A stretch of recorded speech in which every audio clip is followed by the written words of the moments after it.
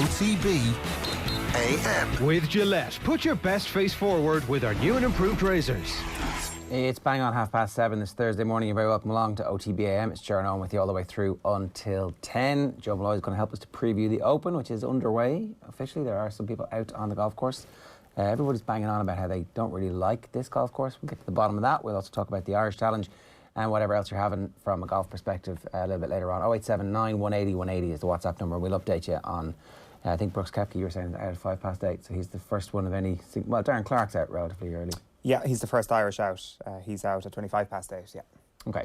I mean, who knows? Stranger things than Darren Clark winning another Open have happened. 10 years, same course. It could exactly be that sort of thing. It is beautiful, actually, being up in the morning and actually seeing a golf tournament start when things feel right, because it's been 2 years since we've had a major on our time zone, and actually watching the beautiful sunset coming in from Royal St. George's as the first teed off this morning, while it not being 2 o'clock in the afternoon, was kind of beautiful.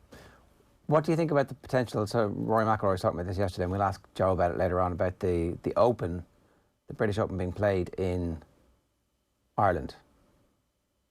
In Portmarnock. In the Republic of Ireland. Like, I mean, it's the.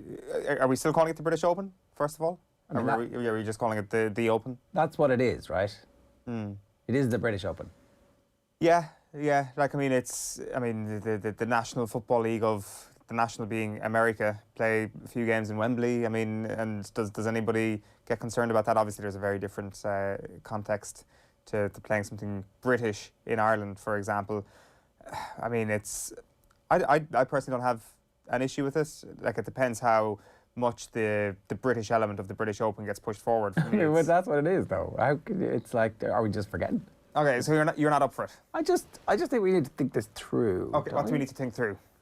Well, where are we now? Where are we broadcasting from? Well, like, I mean, it's, you can, just because something is so defined as, or supposedly British, it doesn't mean you can't pick it up and move it to a different place. I mean, but then it wouldn't be the British Open anymore, right? And like, what? It would. I don't know. I haven't thought about this enough. I didn't know we were going to talk about this this morning. I could change my mind on this tomorrow morning. I don't know is the answer. Okay. But well, last time this came up, when it could be played in Portmarnock, I've seen that's been touted previously. I'm like, why not? I mean, that's where they played the Amateur Open. Am I right in saying that a couple of years ago? Yeah. So where was your voice then, Mr. Gilroy? I guess I've become woke. Okay, so why is that? That's what's happening. Do you know what? Do you know exactly why? It's because of Stephen Jones, right? Okay. The Test captain, Murray, shouldn't even get in the team, says Stephen Jones in the London Times this morning. I don't know if you saw the game yesterday, right? But Faf de Klerk played very well. He's the South African scrum half, and he got yellow carded by Jaco Peyper. I don't know if you remember Jaco Peyper, but he's the referee who yellow carded and didn't actually give a card at all when Ireland were brutalised on several different occasions in the same game by the All Blacks in Dublin. Remember we beat them? Remember we beat the All Blacks in Chicago? Remember that game? And then they came back and they played us in Dublin pretty soon afterwards, and several Irish players left the field. A couple with, certainly one with pretty bad concussion after a flying torpedo hit. A human cannonball did pretty bad damage. No penalty, no yellow card, nothing given by Jaco Peyper, who actually had warmed up in front of us, hanging out with he'd done his warm-up with the South Africans. I'm not saying it influenced, with the All Blacks, I'm not saying it influenced him, but it just seemed like he was like, very, I don't know. It's an unusual thing to warm up in the company of the team that you were about to referee. He was the referee last night. He's a South African refereeing the South Africa A team in a match against the Lions. And there was clear head-on-head contact that you could see from Faf de Klerk where he tackles. He goes in with a tackle. No wrap. So no wrap. It's just a yellow because there was no wrap. I can't see any head contact. And you pause if they just had paused with TMO, it's like literally head-on-head. His little tiny head is squashed up against the meat of one of the big Lions' heads. And it was a yellow card. I was like, that's a straight red. That is a straight red. For Stephen Jones, though, he's like, Faf de Klerk is the best player in the world. There's never been anybody like him. Last night, up against Faf de Klerk, the key South African, Murray had a very, very poor game and is now under pressure from Ali Price, the faster, sharper Scotsman for the scrum half position. How could there be such a cavernous contrast between two international rugby players who play the same position? Easy. When one is the incredible de Klerk, there's no one to rival him, not even the present Lions tour captain. Chalk and cheese doesn't remotely cover it. De Klerk is rewriting what scrum halves are capable of, and there has been no one like him in the game for decades. Marvellous maverick, just about covers it.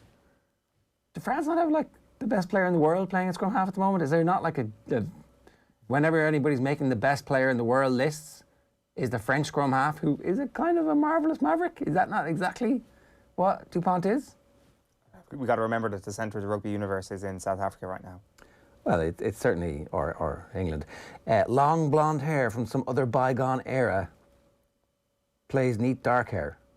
Explosiveness plays pattern, as the daring and variety of de Klerk trumped the studied and slow efficiency of the 32-year-old Murray.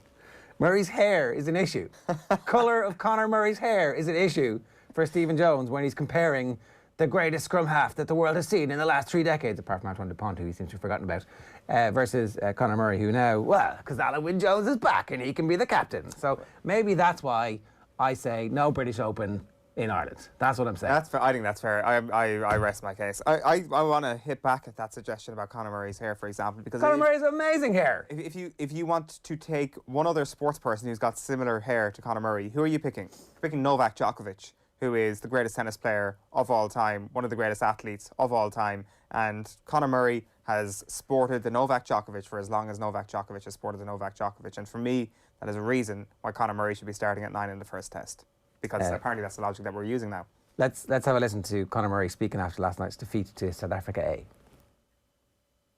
I loved it. I loved it. It was a really proud night for me and my family. I don't think it affected my preparation. You obviously think about what you're going to say in the dressing room, and at halftime, you have so many people talking anyway, and we're trying to fix things together. So, I really enjoyed it. It was a massive honour, and to lead out the team this evening. Overall loved it, and would have liked to have won along with it. But I think, as a whole, we can be really proud of our effort tonight, especially the way we fixed things in the second half. Yeah, no, look, I think Al, it's an unbelievable recovery from Al. He's a tough fella, and I really felt for him when he went off against Japan. You just had a strange feeling that it wasn't, it was a pretty serious injury. So. For him to turn it around really quickly, he's been talked of as an unbelievable professional his whole career, so it's no surprise to me. And look, I want to win a test series with the Lions, and having the best men available to do that is what I want. And I welcome Al back, absolutely. He's going to add an awful lot of experience, an awful lot of leadership, and he's a top player too. So it's not an issue for me. I'm a player who wants to win the test series. Yeah, so that was the Lions captain, as it was last night, Conor Murray, who I think had a definitely okay game, did exactly what was asked of him. Eoin Farrell had a kick charge down, which essentially was the winning and losing of the game. The South Africans swept the length of the field after they blocked his ponderous kick, and it wasn't the only time that he looked pretty ponderous. So, it's interesting that the blame falls squarely on the shoulder of the Irishman, 9, not the Englishman at 10, when Stephen Jones running that piece. Maybe is it just because everybody now thinks that Bigger is in the jersey at 10? Maybe 9 is more of a debate. Is that why he's going for that? Well, Bigger pulled out of last night's game with a little ankle injury. So, look, the thing is it an ankle injury that's going to keep him out of the game for the test series, or if last night had actually been a proper test as opposed to a made-up fourth test, then would Bigger have played? I don't know, potentially. That's the thing. Like, last night's team is potentially the actual test team with a few of the injured players back. Now, will Alan Wynne-Jones be able to get straight into the team? I'm not sure. The second row's played really well. Beard come off the bench was absolutely sensational. It looks like they have another Alan Wynne-Jones who's going to be around for another 15 years, who is like maybe a better physical specimen than Alan Wynne-Jones was. So, yay, Wales are really good again. I don't know, I think Alan Wynne-Jones, they were saying, is going to be back ready for training come Monday morning, so you suspect that he's going to be right in the mix come the first test, and we've heard it there from the horse's mouth. Conor Murray is happy enough to relinquish the captaincy. It's not going to be up to him. Obviously, it's up to Gatland, and Gatland, in fairness, didn't fully commit to giving Alan Wynne-Jones the captaincy when he was speaking after the game last night, but you don't have to read between the lines too closely to understand that that's the way he's leaning at the moment. And look, I guess that is fair enough. If he was going to be fit for the full 3 tests, I think that it's a much more difficult it's a much easier decision for Gatland, rather than if he came back and was going to be ruled out of the first test for sure, and then was going to be back for the last 2 tests. I do think as well, like the Murray versus Ali Price thing, as ridiculous as some of the reasoning was in the newspapers this morning. Blonde hair. It's a reasonable debate. It's a very live debate, actually, and I think that will actually be a point of discussion for the first test. Who is your starting 9? Ali Price's hair is the same colour as Conor Murray's. I mean, come on. How does this... Yeah. How can you possibly choose Ali Price over Conor Murray? But we all know that, like, I mean, putting Faf in with DuPont is obviously the big error in that, and it must just be a moment of forgetting that France exists, because it's easy to forget that France exists during a Lions tour, because it's like North versus South, with the exception of the best team in the North. Yeah, it's the colonial versus the colonised. The and Royal St. George's versus the Portmarnock. It doesn't help, does it? It just doesn't help. Like, stuff like that. Because last night I was watching the game going, oh, this is what it must be like to support Vinapola and support Itoje and support Sinclair and all the Welsh lads on my team for a change. And then you come in and you read that and you're like, it's just hard. You just ruin stuff, you know? Like, I mean, the option there is to not pick it up. Going to Stephen Jones at 7 o'clock on a Thursday morning may not be the best thing for you if you're a little bit shaky on your confidence in some of the Irish players in this tour. Let's hear from Warren Gatland. Well, I'll just wait until he arrives tomorrow, and then we'll sit down and we'll have a conversation and talk about where we go from here. He's been taking a full part in training. He'll have 2 or 3 days of isolation before he can start fully training with us, which will be next Monday. So we'll just reintegrate him back into the camp, and we'll sit down. I'll sit down with him and Connor, and we'll have a chat about where we go for the rest of the tour. Thanks, Warren. Yes. All right. Short and sweet. There you go. It's Warren Gatland. We should also say that a really horrific story is coming from the rest of South Africa. This is the front of the Daily Telegraph. It's a picture of a woman dropping her child from the roof of a burning building. And the child was thankfully caught by onlookers underneath, but the building was on fire. And this is as a result of the civil unrest in South Africa, which is sparked by protests after Jacob Zuma, the former president, was jailed for contempt of court last Thursday. The Telegraph this morning reporting that South Africa is on the brink of a humanitarian crisis after rampant looting crippled food and fuel supply chains in the worst outbreak of violence since the end of apartheid. They're reporting at least 70 people dead and more than 1,000 arrested since the violence erupted. And it's in many different parts of the country. And so you've got to wonder about what's going to happen over the next while. They're talking about food shortages on a national scale, leading to, South Africa runs the risk of people not being able to buy or access food, leading to hunger on a national scale, hunger and starvation, which in turn will fuel even more social unrest and mayhem, said the executive director of the country's largest farmers' organisation. So very interesting to see how the rugby plays out against that background, whether or not it continues against that background, if there's a pause for a while, or if the situation is brought under control quickly and everything continues along as normal. But it does seem as if a lot of the Western journalists are set up in Durban at the moment, covering that story, because obviously that's Zuma heartland. It's where the protests are at their very worst at the moment. The Lions are in Cape Town. They moved to Pretoria eventually for the last 2 tests. I think the first test is in Cape Town, and then the second 2 tests are in Johannesburg after that. So they'll be moving from one side of the country more towards the middle, with Pretoria obviously in the south. But as you say, this has become a countrywide thing. It's not just limited to Pretoria at this point, albeit that is still the worst area.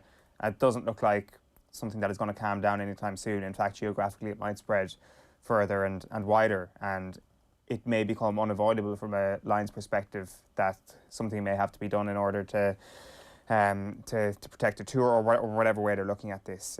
Maybe it's not something that's ringing alarm bells right now, but it is notable that you can pick up the sports section at the moment and you can see a sports event that took place in South Africa last night, and you can look at the front page of the Daily Telegraph this morning and see an absolute atrocious story developing in the country in which that sports event is happening. 7:45 this morning here on OTB AM. We're brought to you by Gillette. Good morning. Start with Gillette. Put your best face forward with their new and improved razors. Here's what's coming up on the show. Keith Wood going to join us at about 8:10. Sports pages at 8:30. James Skehill is going to talk to us about playing under Davy when he was in college, and also preview the weekend. The biggest game of the weekend is the knockout match between Wexford and Clare. We'll also talk about the Munster and Leinster hurling finals. The football pod, we'll talk about that with Tommy. The Open, we'll talk about that with Joe, and our TV picks with Sue. And then we'll bring you Dan McDonald's thoughts at the end of the Euros as well. It's time for a brand new slot, Constructive Criticism. The tag of being a little bit out there because of the social media sort of thing. I haven't had that proper chance to understand what the rationale was. Don't give me none of that banter, man. I'm here to talk serious football. Good morning. The headlines. There has been a mixed reaction to OTB AM's preview of the British and Irish Lions versus the South Africa A team. YouTube commenter Old Man Willie Boy caused consternation this week when he stated, "Wee Eoin waxing lyrical about wanting a bloodbath has me laughing into my frosties. He would pass out if he saw a skinned knee." Meanwhile, the fallout continues from the final of the European Football Championships, which took place Sunday last. Irish shock jock Gerard Gilroy deemed the defeat to be pleasurable. However, opposition parties have hit back at the suggestion, with environmentalists asking the question, what is the matter with this guy? Michael Noller has published a list of questions for Mr. Gilroy, including, does this bitterness towards England do you any good? It seems to occupy a lot of your time. Alan Parker, meanwhile, took a more philosophical view. Not mentioned the famine yet, he said.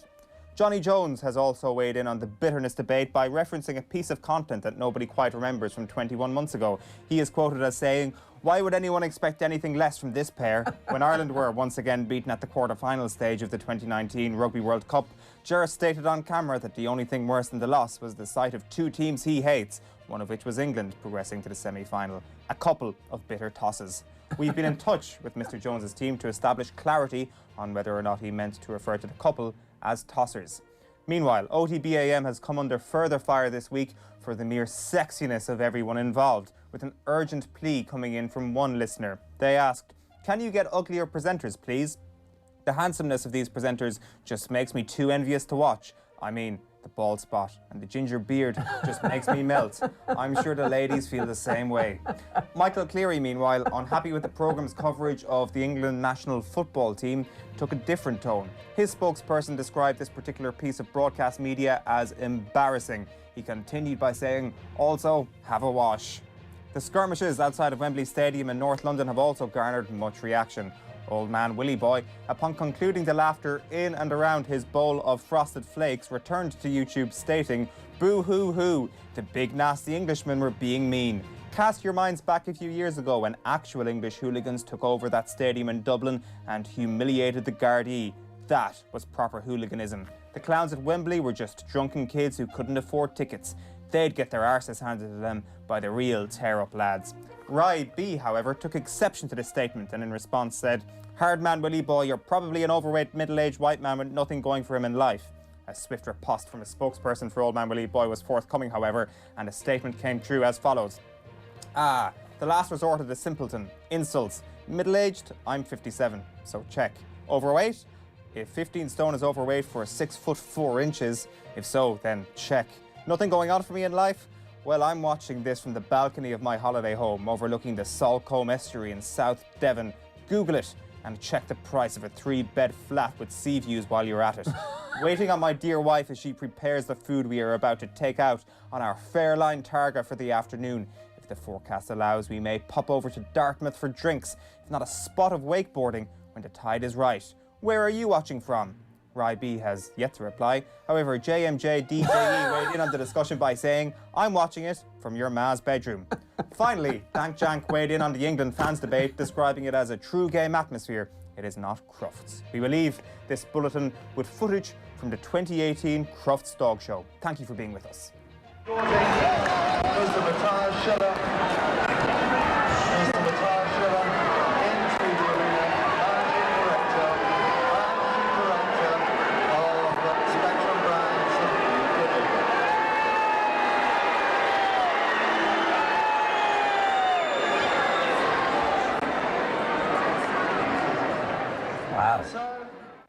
Better explain the video there for the radio listeners. PETA and their protest in 2018 met with brute force by the stewarding at Crufts in 2018. Better stewarding at Crufts in 2018 than there was at Wembley the other day, eh? It's true. Eh? It's true. And it's noticeable too, one of the stories in the golf is that they've massively beefed up security in the wake of what happened at the golf last week, where some randomer walked across, picked out Rory McIlroy's golf club, stood on the tee, had a few swings of it, and Rory and his caddy and one of the other players they were with. Was it Ram? Yeah, it was Ram, yeah. Are all kind of looking, going, what is the story with this? And let's see, so security has been beefed up at all the global sports events in particular. So the target is quite expensive, it looks like. The Fairline target, was that what it was? Yeah, what are we talking here? Price on application, but anything between 210 grand or 600 grand. It's a wild spectrum there. In pounds? Yeah. I want to say in pounds. I want to say dollars, maybe. Okay, right. So not going to be anything on my radar for the next little while. Oh, I'm sure old man Willie Boy will offer you a ride. He seemed to be open to the suggestion. Certainly open to the suggestion, it seems, yeah. Speaking of targas and yachts, I think Tab of the Morning Tea officially is going to be on the Star this morning. Tommy McGregor. This is your old mucker, Tony McGregor. But the headline is Tommy McGregor because he needed to call the RNLI to come and rescue him in his boat because Connor's dad, all at sea is the headline, and the boat got stuck. The battery died and the anchor got stuck in the seabed. Apparently it's relatively common, and the good folks of the RNLI from Dunleary had to go out and tow me McGregor. Oh God, is he okay? I mean, totally fine, yeah. That's how it works. Well, that's good news, God. I mean, he's obviously built up quite an experience over the last little while, and he's I don't know what happened there yesterday. It would be terrible if anything, because that boat has been one of the most Instagram famous things that we've seen in Ireland over the last little while. It'd be terrible to see anything happen to it. So the other comments that didn't make the official highlights reel, that were some that we want to talk about here from the World Cup bid. 93 Rubik's Cube says, can we just ditch England, Ireland, Scotland and Wales, have Hampden, Ibrox, Celtic Park, Murrayfield, Liberty Stadium, Cardiff City Stadium, Principality Stadium, Aviva, Croke Park, Páirc Uí Chaoimh. Wales, Scotland and Ireland fans all have great reputations, particularly Ireland and Wales. Who wouldn't want a Celtic World Cup? I hope football never goes home. Can we just ditch England, full stop? Ireland, Scotland and Wales have. That was the list of them. So this is for the World Cup bid. Could we do it without England? Is that possible? Without their political clout and their craft and their nous, and without Bojo, the clown? I think we could could we make a pitch for a European Championships? Maybe not with 32 teams if that ever happened, and maybe not even with 24. Maybe we could with 24, like an Ireland, Wales, Scotland triumvirate could definitely be workable. You would have thought. I'm sure it has enough stadiums. Like it has struck me that over the past couple of weeks, this European Championships without the big nations would have been pretty cool in normal circumstances. That if they are going to go pan-European again, like leave England off, and it's nothing to do with what happened at the weekend. It's just they'll probably have a major tournament again at some other point. Leave Munich off, leave the Spanish cities off, and let it be spread around the countries that will never be able to host tournaments on their own 2 feet. And away you go and see what happens. Now, in fairness, maybe it's unfair to like cut Spain out, considering one of the games was supposed to be in Bilbao, and they weren't, for obvious reasons, they were never going to use the Camp Nou, but they didn't use Bernabeu, for example. Well, they might use Camp Nou for something like a pan-European thing. Like, that might make sense. Yeah? Yeah, I know Spain never play there, obviously, because it's not in Spain, it's in Catalonia.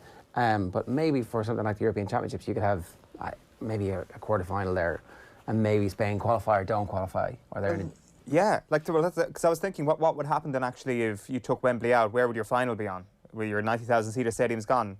I mean, Camp Nou could be a pretty good replacement, because I assume that there needs to be a certain size, or maybe even just for the kind of strength of the bid, you'd need to have a certain size stadium to say we're going to play our final here and all our big games here. And like obviously there'll be a lot of those stadiums that are the national stadiums of those medium to small size countries that just wouldn't be big enough to go toe to toe with Wembley. We had Eamon Dunphy with us on Monday, post-tournament, and he talked about how England ended up getting caught up in the narrative. Paul, his comment says, there's still talk of Southgate getting a knighthood. Imagine him getting a job at Tranmere Rovers, having won nothing for England or at club level, and having to be addressed as Sir Gareth Southgate. Sir G. Yeah. The knighthood is obviously on ice. Everything's on ice with regards to this England team. Because if they had won on Sunday, there could have been instantaneous knighthoods handed out, which would have been crazy. And I'm not sure if that happened to people in their actual playing career. I'm sure it's happened to a couple of Olympians, has it, before they retired? I'd say, yeah. Sir Mo. Is Yeah. Sir Mo a Mo, sir? Is he? I don't know. I don't know either. I tend not to pay any attention to this. The only one I know is Chris Hoy for sure, because I don't know, maybe he's more insistent on the Sir being put before his name or something. But did he compete in the Olympics as a Sir?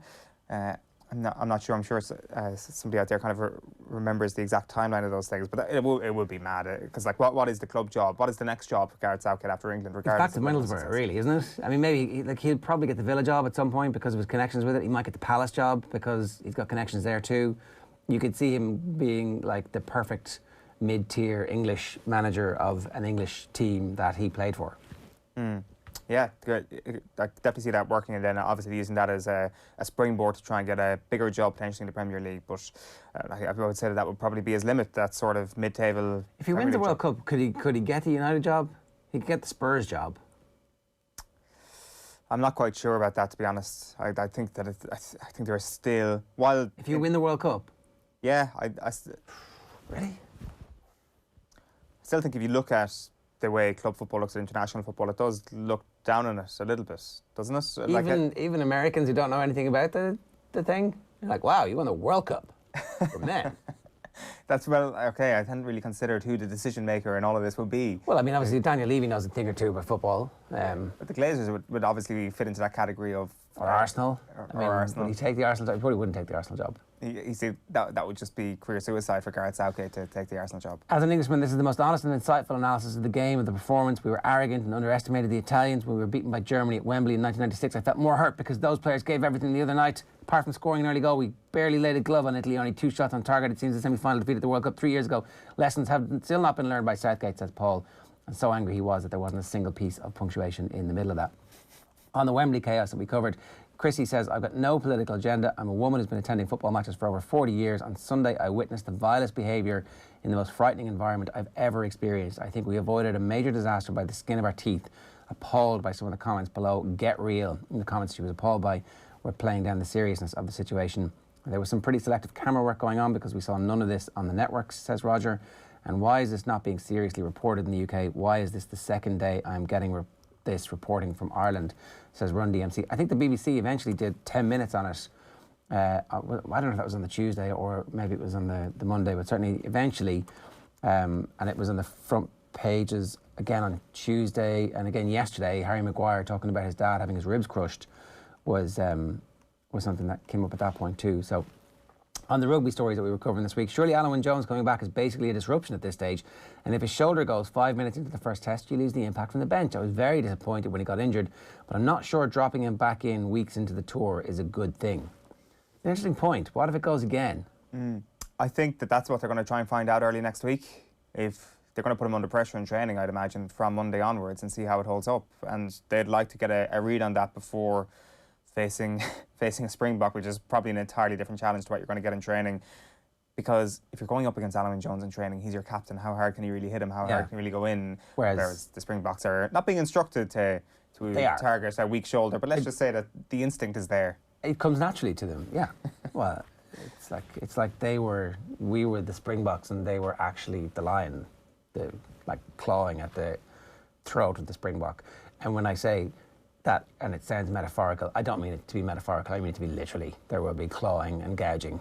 I mean, they were at it last night a little bit, and they were not quite up to speed. Maybe that's what the Lions needed to be beaten last night, to see the physical prowess of their opponents up close. I love OTB, but lads, you need to get over Johnny Sexton not going. Great player, but past his best, says Simon. Most importantly, Smith is clearly going out as backup to a backup. Probably won't see much game time. given how competitive he is, Sexton would expect to start, and that's clearly not in Gat's thinking now. He'd probably not even be happy warming the bench, so probably not the sort of character you need around camp in an already difficult situation. So I don't think any of that's true.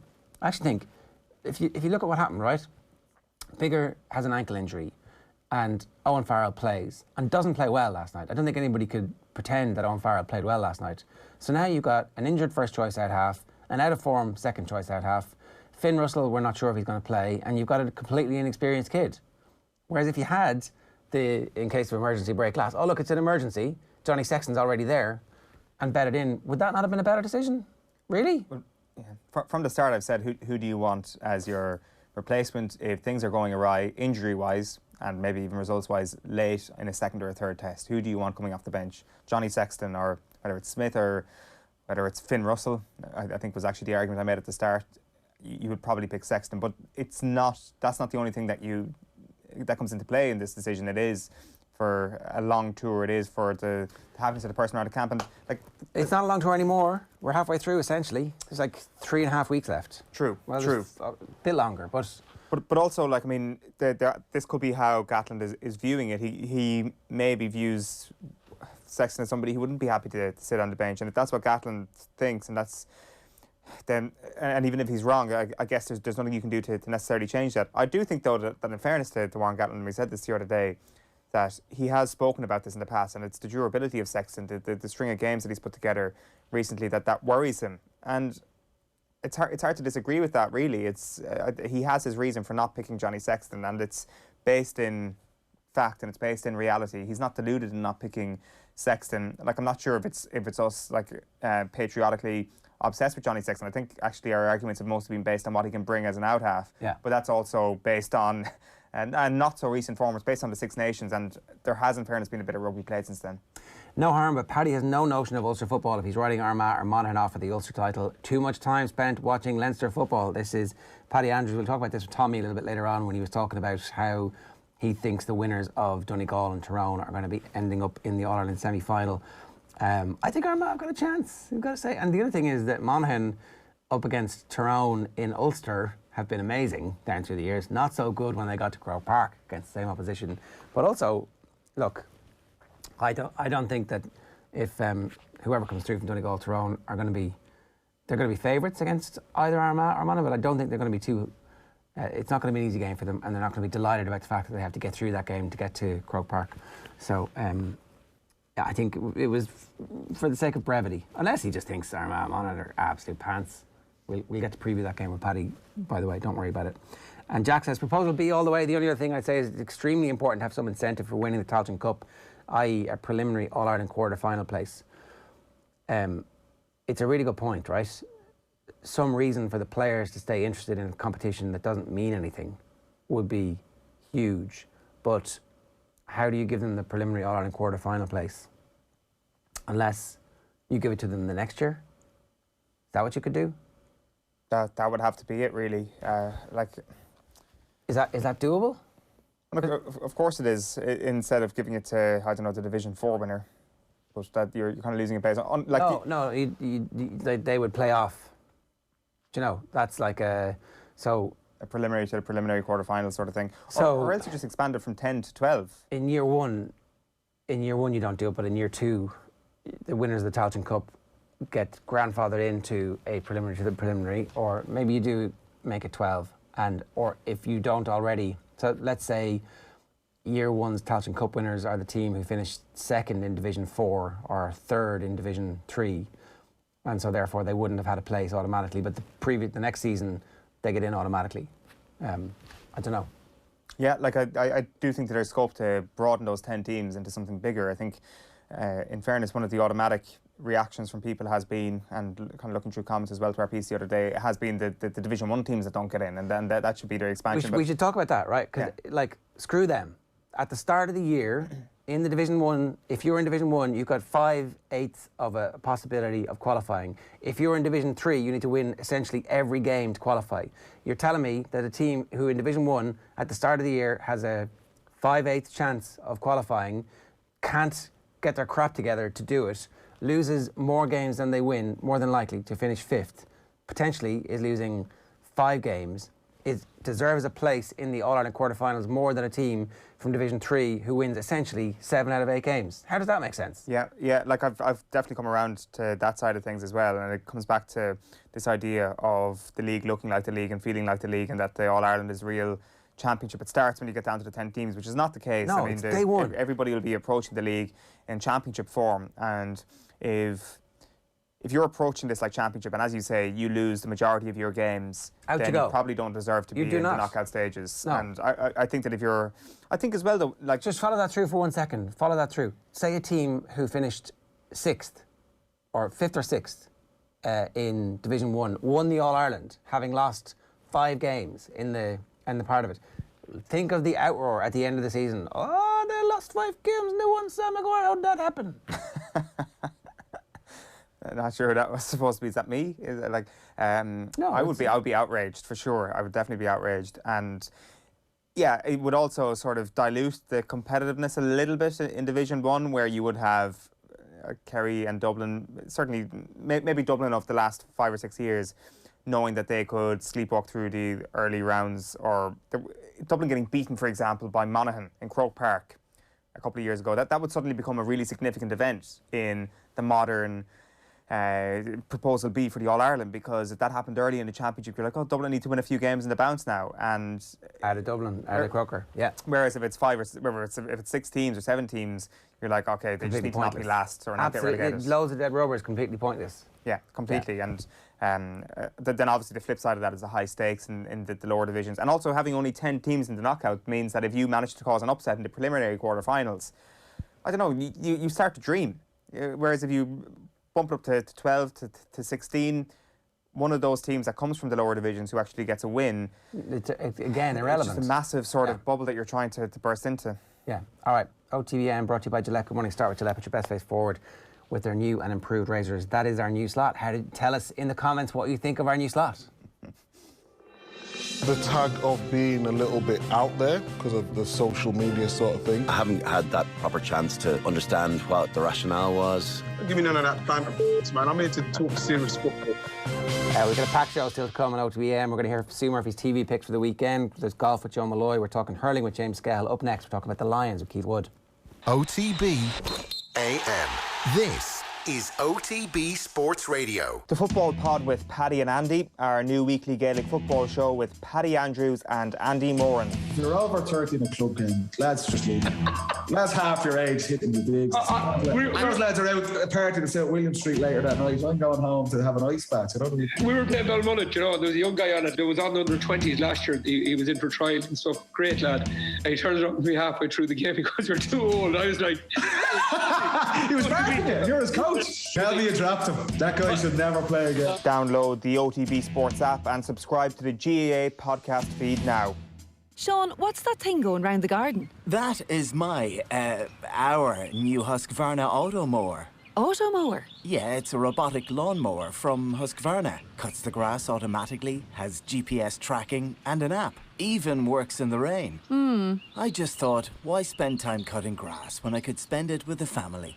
Great! You can put the dinner on, so... No can do, love. Have to paint the man cave. Husqvarna Automower. Never mow again. Learn more at husqvarna.ie. OTB AM. With Gillette. Put your best face forward with our new and improved razors. 9 minutes past 8 this morning here on OTB AM. As I said, a very busy show for you. If you've just joined us, you're very welcome along. If you've been with us from the start, then stay tuned. Loads of good stuff coming. We want to talk about the Lions, and I'm delighted to say Keith Wood is with us. Keith, good morning to you. How are you? Good morning, Chair. How are you getting on? Yeah, good. Before we talk about the actual events on the field, I just want to talk a little bit about the stories coming from South Africa. I held up the picture earlier on from the Telegraph. It's of a woman throwing her child to onlookers below from a burning building in Durban. Thankfully, the child was caught and we believe is safe and well.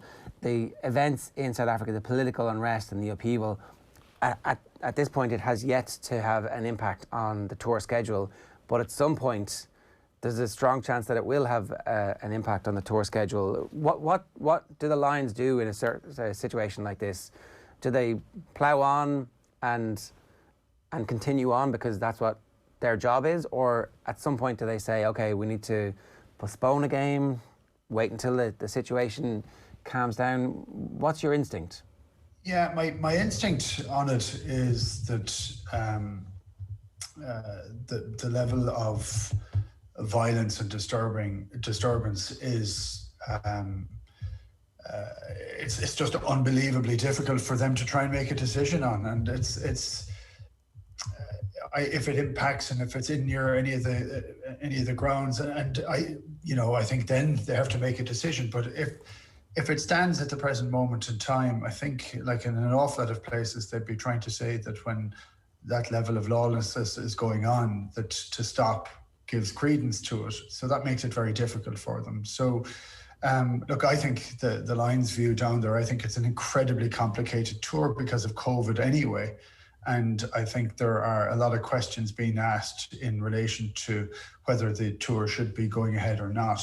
And I think at this point that they're at a stage where they're on tour, they are in safe where they are. They are in an unbelievably tight bubble, apparently, and that the tour should just continue as it is. And because you don't want to kind of give over to different things. And it was interesting listening to an awful lot of the Brian Habana talking beforehand, saying that especially while the country is in such turmoil, anything to try and take your mind away from it is actually a benefit. So look, I think all these things are incredibly difficult, very complicated. We often say that sport and politics shouldn't mix, but we know that it does. And there have been battles being fought all over the place. So it makes it incredibly difficult. It's incredibly complicated. And from this remove, not having full information for all the reasons behind it, it makes it incredibly complicated still. So I think it has to become part of the crisis management for what the Lions are dealing with anyway. And I'm sure the conversations are having at a high level down there in terms of it. But I think South Africa would want it to go ahead. That's what it seems like. Yeah, and from a financial perspective, South African rugby, really, the starkness of the difficulties that rugby union is undergoing at the moment has been... It's hard, Ger, when you look at, of course, it's financial, and that's part of it. But when you look at the some of the violence, it's incredibly hard to look at and to watch, and some of the images are soul destroying. So it's very tough, I think. Yeah, I don't envy the people making those decisions. Let's, in that context, talk about what actually happened on the field last night. The A match and the quality of team that Rassie Erasmus specifically ended up putting out on the field lent an air of fourth test in the pre-match build-up. That's what people were talking about. It feels like that was exactly what the Lions needed as much as it was what South Africa needed, because at least now the Lions understand, not that they didn't, but this group as a collective understand what their standards are going to need to be if they have any hope of winning a test series. I think it was a huge shock to the Lions, and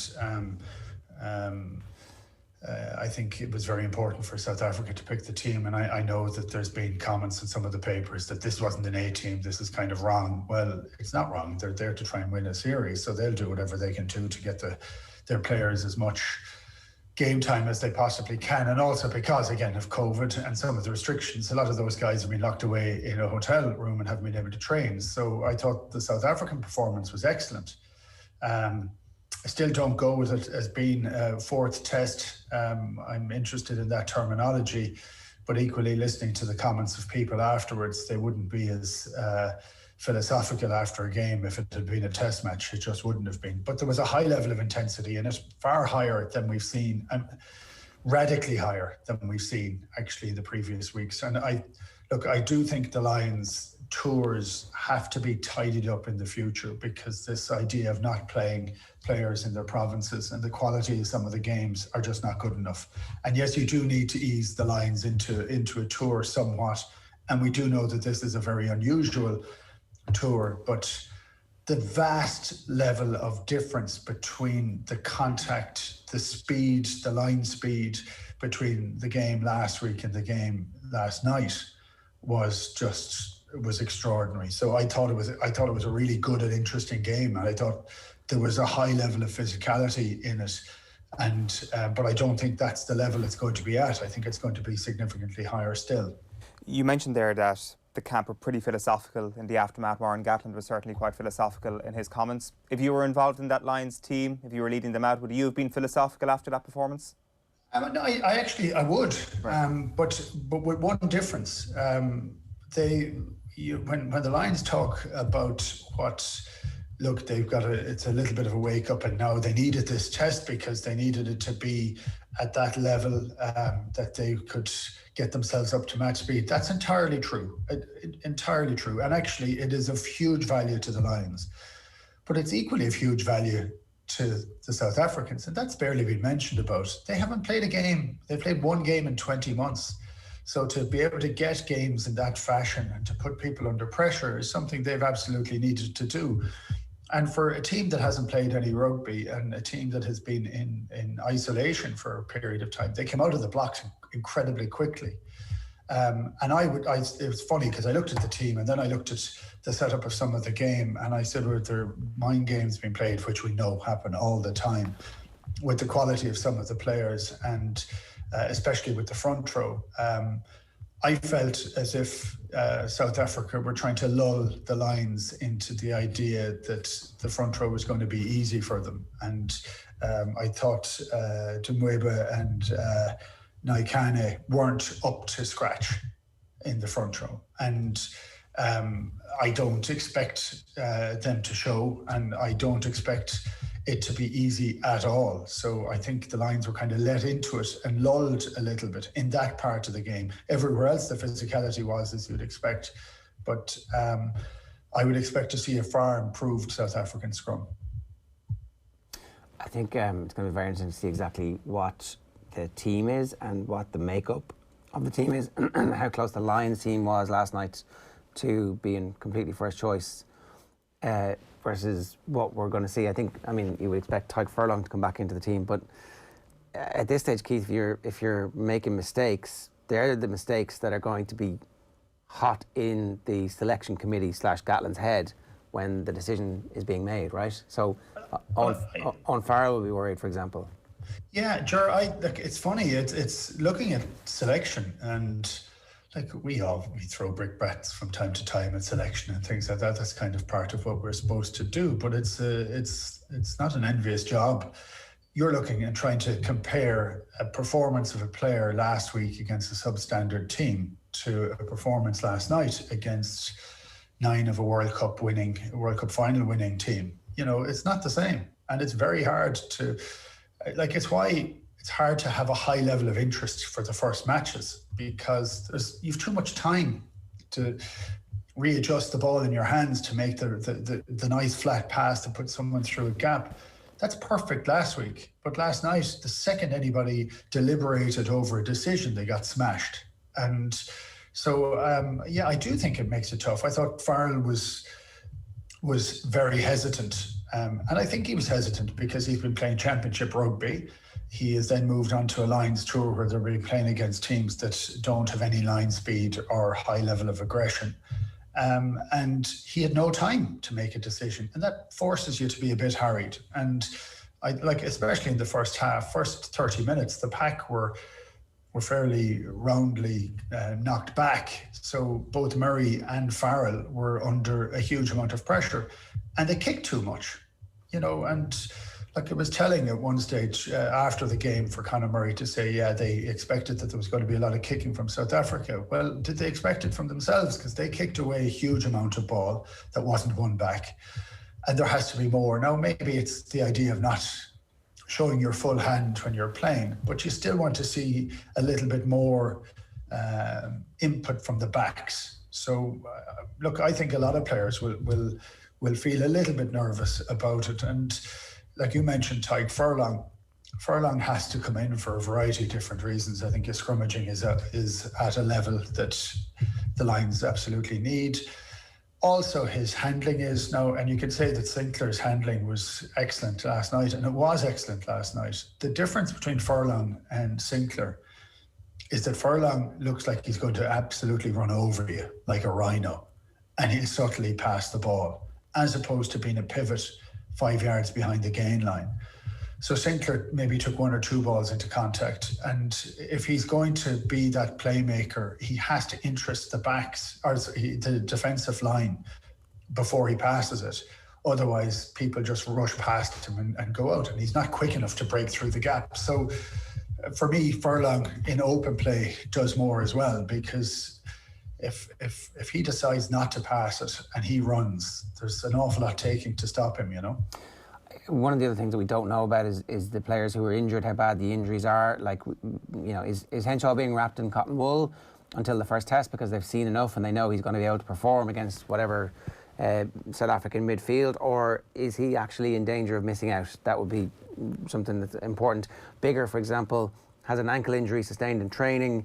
That's why we didn't see him last night. Again, have they seen enough, and is he now first choice? That's the stuff that it's very hard for us to get a handle on. And I presume Gatland knows in his head the majority of the team at this stage? I would have said Gatland would have known the majority of the team before the tour started. I'm not going to say it picks itself, because it doesn't, but you are looking for test rugby animals, and you're looking then for a couple of people to put their hand up and say, pick me instead, and I'm able to show it. I think, strangely, the training sessions are far more important than some of the earlier games. And we don't know the injuries. We also don't know what's happening with COVID. I mean, I think it has to be the most difficult, stressful tour for coach and players, as in trying to deal with circumstances that are all outside their control. They have as much control that they can put on it, but that control puts everybody in their own room for most of the time. That makes it very hard. You know, apparently some of the meetings are done over Zoom even at different times, and that makes it it's just incredibly difficult. So, look, I think it's an incredibly unusual tour. I did think we saw some good performances last night. I would have liked a little bit more spark. We're still missing something. And one of the great things of Lions tours are the bolters, and it's not that, it's players that may not have been considered a test starter, but when they're given a chance and an opportunity, they shine. It's just hard to view it from the quality of the first couple of games. So the first time we have a big, hard stopping match, who was the star performer, who was the spark on the Lions team last night? And I don't know that there was one necessarily. I thought a lot of the players played, you know, pretty well, but I don't think anybody shone. So that's something that would be a little bit worrying. The Faf de Klerk yellow card, was that in reality a red card if it wasn't being refereed by South Africans? Yeah, I looked at that 3 or 4 times, right? So I'm very hot on this thing. And when I looked at it first, it said red card. Then I listened to the justification to why it wasn't a red card, but it was a red card.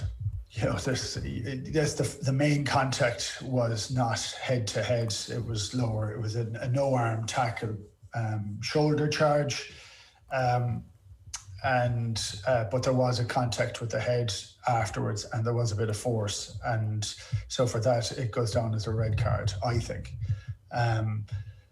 I thought he was magnificent, mind you. You know, all told, I think he is just a class act. I think he brings the game to a different level of energy.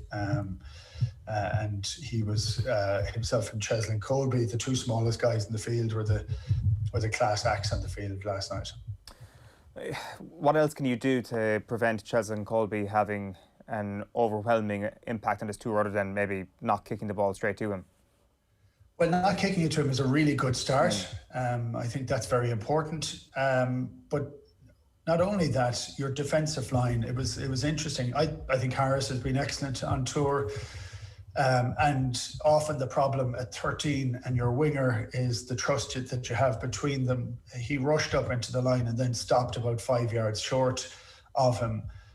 You need to close down that space, and that's easier said than done. And he has the ability to turn you inside out. And you know, I've played against players like that are they'll embarrass you, but you nearly rather that they embarrassed you and you've made a really good effort to it. He ended up being on his heels, too flat on the line with Rhys Sammet, and the second that happened, he was gone. I mean, his ability to step and move and change. I mean, there was one great tackle later on in the match by Makavinapola, and I thought he made the tackle because he didn't buy the dummy, and I thought he didn't buy the dummy because it was too quick for him to compute properly. So he just went where he was going ordinarily, made a fantastic tackle.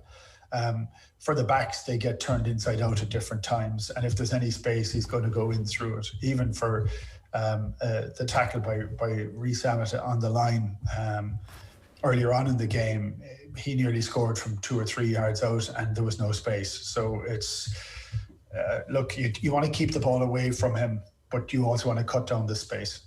So if you're Harris, you just get into the tackle. You don't really think about it too much. You don't think about the dummy because either way you're going to end up looking stupid, or there's a chance you're going to end up looking stupid.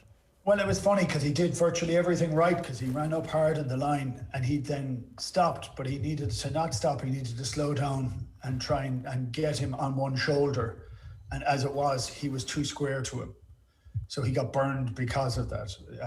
And there was the link. There has to be a bit of a gap between himself and Rhys Sammet, but in the defensive line, but they were incredibly flat because of it. And that's why I'm saying I don't know that it's necessarily his fault. It's understanding the player that's outside him. And but you need to be able to close that down, use the touchline really, really well. But you have to get onside you have to be on his inside shoulder so he can't step back that way. And if he does step back that way, it's somebody else's tackle to make, because he had to have been pushed into touch at that stage. How do you see the Alan Wynne-Jones situation playing out over the next little while, Keith? I think he's going to be back in training, Gatland was saying, on Monday. Yeah, I don't know. It's a really interesting one. Look, if his shoulder popped out and popped back in again, it may not have done a huge amount of damage. He may have a fairly lax shoulder anyway. You don't know. If you have a very tight shoulder and it dislocates, it rips everything. If it's a bit lax and he's had a few injuries on it before, it could just be something very small and very minor, and he gets back into it and has recovered very quickly. So by all accounts, he has recovered very quickly. I think it makes it a kind of strange dynamic to deal with. You have a new captain that's in there, but in my view, he would go straight back in as captain, and he would go straight back in to play in the test team if he is fit to do so. For me, he would be a test starter anyway. And Ron O'Gara made a great comment last night. Well, you don't put him on the bench because you want him to go out and put it all in, and if it goes, it goes. That's fair enough. But you don't do that in the bench, because if it goes, it goes, and then you're missing. You have to put a third second row on, so that's not what you need. So, no, I'd have him in there. I think he is a totem figure for the Lions. I think he can deliver for the Lions, and he was the original tour captain. For me, that would be the natural thing to happen. Is there any concern, if you are on Gatland, about having that conversation with Conor Murray? Now, in fairness, Murray's already come out and said, listen, he's probably going to be captain when he comes back in, and he's taking it well. But as a coach, I wonder, would you be a little bit hesitant or a little bit worried about that conversation? No, I think he gets over that very quickly. That's a straight conversation to have. There's no tiptoeing around this sort of idea. When we were looking at the original, the day before the Lions was announced, we thought that Alan Wynne-Jones was really the standout guy for captain. Maybe Ken Owens was the second guy. That was it. And so if you have a standout captain, you go with it. And he's done it before, and he's comfortable with it. He wears captaincy quite lightly. I think that's a great attribute to have in such a tense environment. So, and look, the performance of Murray has come in for sustained criticism in the London Times by Stephen Jones this morning, suggesting that he's no longer worthy of his place in the team. Are you buying that? Look,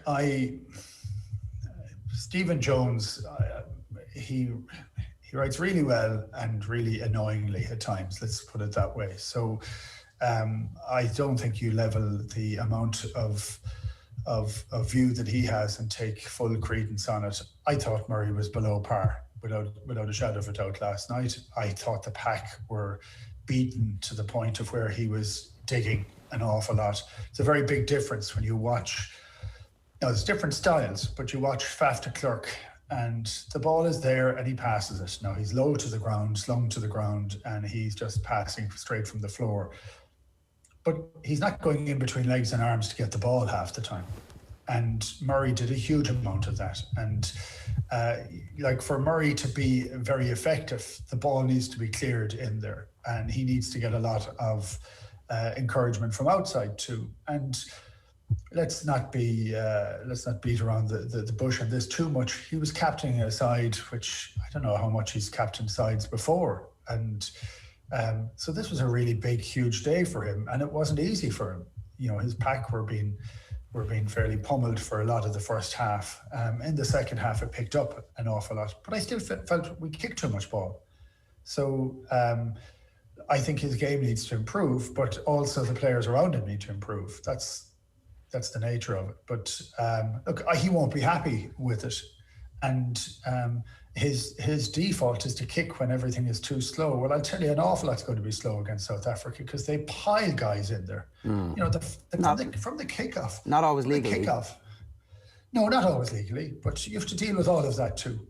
And it's a hard physical battle. It's one of the things I was struck by Kyle Sinclair again, was with lovely play to get on the outside. That's fantastic. And the Lions absolutely need to do that. But you also have to meet the physical challenge. I don't know that you want to take them on physically. You don't want one-out runners. And I'm not a big fan of that. I'm not a fan of the tap and go for 10 penalties on the line. I'd say Ken Owen's left side is black and blue this morning from carrying it in. He was getting absolutely crushed. Yeah. The quality of the tackling was incredible, and the force of the hits were incredible. But you have to attack the space just outside those players.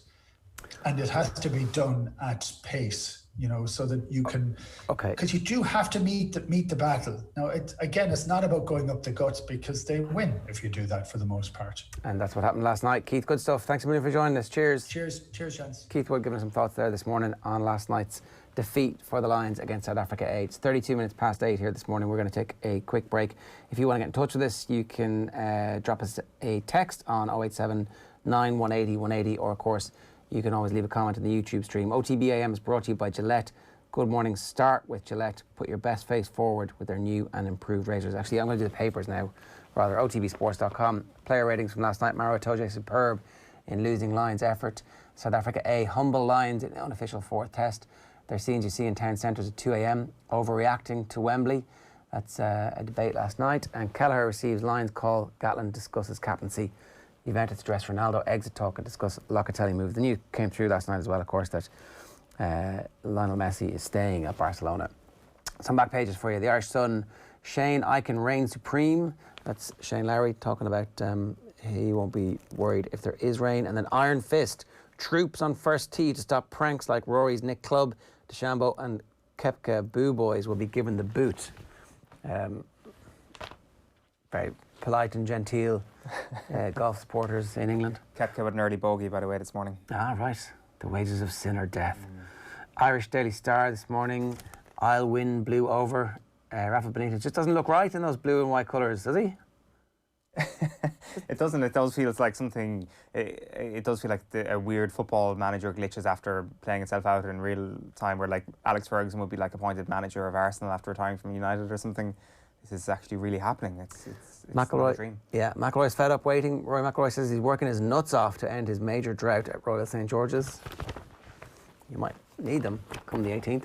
The Telegraph this morning, Army beefs up security for Open and self-service for Olympic medal winners in Tokyo. So you're going to not have somebody putting the medal on you when you win your gold medal. Back page of The Guardian this morning, Lions take hit in first tour loss. Portsmouth investigate youth players over racism allegations, and Bach promises safe Olympics as COVID cases soar in Tokyo. The London Times, Lions suffer first defeat. GB star and clear after drug scare. There was one of their star young runners, Oliver Dustin, who came to prominence last month when he broke Sebastian Coe's British under-23 record. There had been a sample that contained small traces of cocaine, and now apparently they're saying it was a cross-contamination, and so the French anti-doping authorities are going to drop that. Kieran Trippier seeking move to United. Trippier would be a good move for Manchester United. I think what Trippier would do would allow Man United to do what England do, go to three at the back and play three wing-backs. Essentially, the point that I was making about Seamus Coleman. Yeah, I was literally just about to say that Wan-Bissaka could then slip in on the right of a back three. Now, the thing is, there is some optimism that Wan-Bissaka is going to have this amazing season next year with Jadon Sancho in the team as a right back. And maybe you don't necessarily need to go and shell out on a new right back, but maybe having Trippier there as well would be no bad thing. We've clearly seen over the last little while your fullbacks are the most energetic men in your team, as important, no matter what system you play, as they've ever been in the history of football, it seems. So having another good right back, even if you're only going to play one of them, can't be a bad thing, but it does give them that option. It does give them real versatility when it comes to their formation, and I think that if it's sign Kieran Trippier or sign nobody in that department, I think they sign Kieran Trippier. Long is not focused on windfall for Bohemians. Keith Long says he's putting to one side any talk of the financial implications of victory for Bows against Starnan tonight in the Aviva. 6,000 tickets sold out within 24 hours, and obviously any European progression is really important from a financial perspective. Daily Mail, Larry's edge. Link's knowledge is my major plus, says Open champion Sheahan. And Tyrone desperate to clear McNamee for final. So it's actually for the semi-final. Tyrone fullback Ronan McNamee will find out tonight if he's been cleared to play in Sunday's Ulster Senior Football Championship semi against Donegal. In the final quarter of last weekend's game, McNamee appeared to push his hands into the Cavan player's face. David Goff was informed, showed a red, and now Tyrone are arguing that it doesn't constitute a striking offence. Fergal Logan is a barrister and has represented players who have brought cases to the DRA as a final option in the past. That's handy, that it's like, yeah, look, I'm here as the manager, I can give you evidence, and then I can also do the cross-examination. The Mirror this morning, I'm cheer to stay.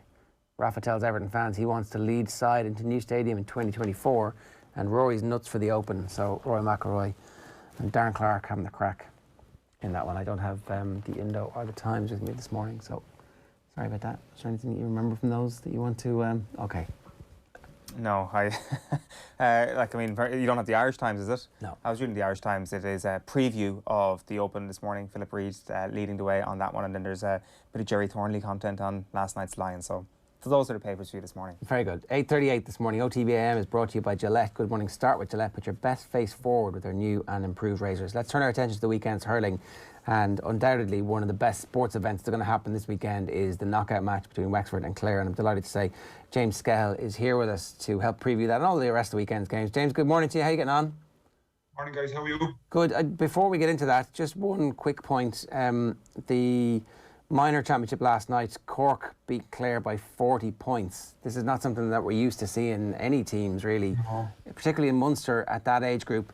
Sometimes a brilliant age group comes together and another county has a slightly younger or weaker, or these things happen from time to time, but 40 points is kind of worrying, isn't it?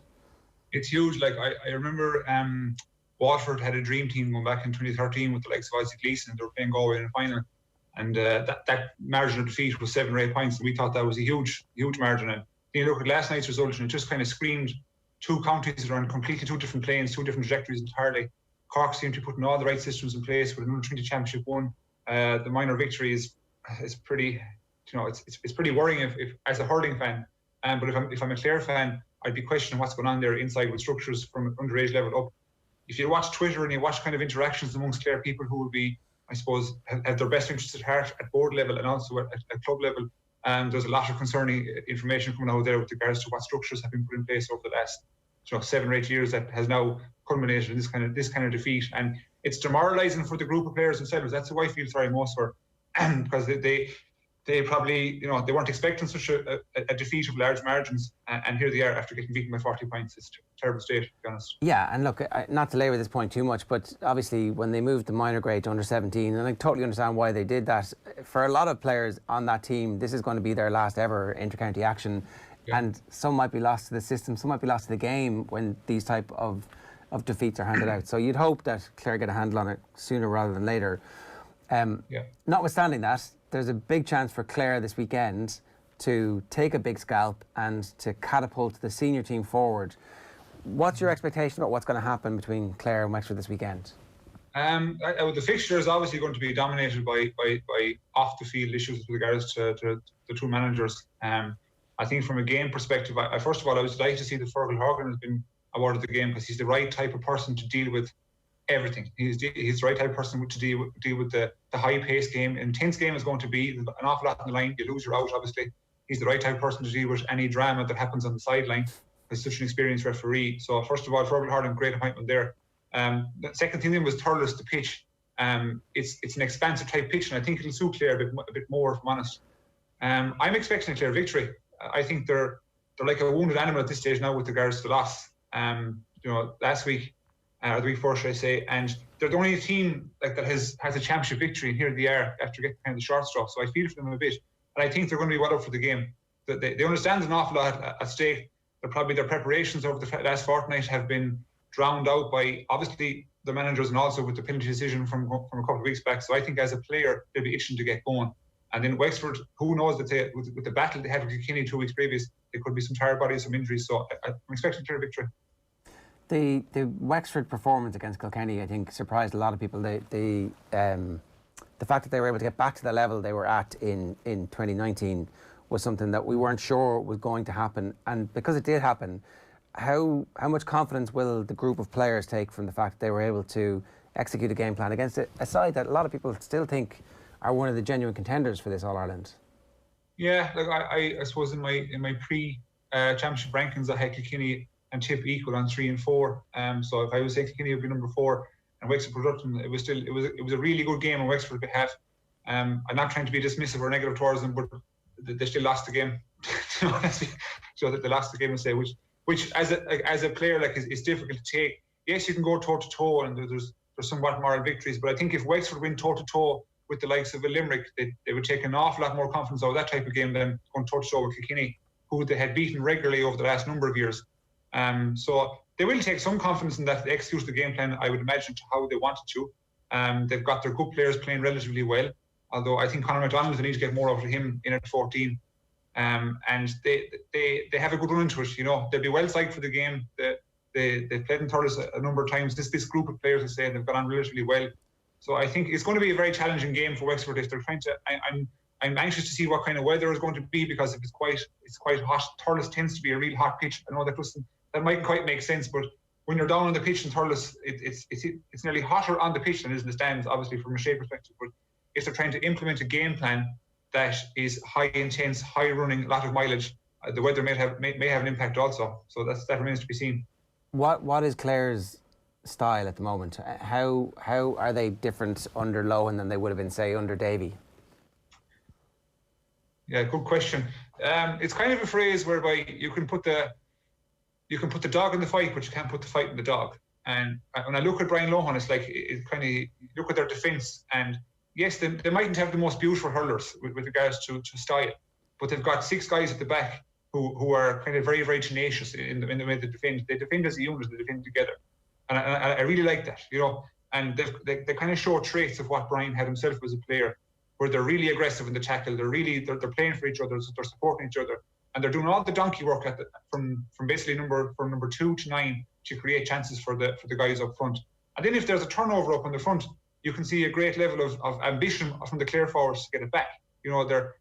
Their intensity levels is massive, and I think from if you were to contrast the styles, I would say Clare's style under Fitzy was more tactical, maybe analytical, and then if you look at from Lohan's approach, it's more pride, jersey, aggression, intensity. So I just wonder, can they mix the two together to get a really good team put in place? And I would think this year, obviously, they're making great strides. At the start of the year, we wouldn't have said that, obviously, but I think next year is where you're going to see great fruition of the efforts over the last couple of years. But I think you see an awful lot of similarities the way Lohan played himself. He was a pure heart on sleeve lad, helmet tilted back, and here's my head, the rest is coming. That's kind of the way he was, head first into everything. And that's the way I see the kind of Clare boys are going at the moment. And of course, we can't preview the game without talking about the form of Tony Kelly and the potential for him to run riot. Like, what will the plan be from a Wexford perspective? Because I think it was a bit of a surprise to see him start where he started the last day, and I don't know if that's done deliberately just to kind of throw off the pre-match plans and the markings, and then Kelly essentially plays quite free from that point forward. Yeah. What do Wexford do, and what did Clare do with him this weekend, do you think?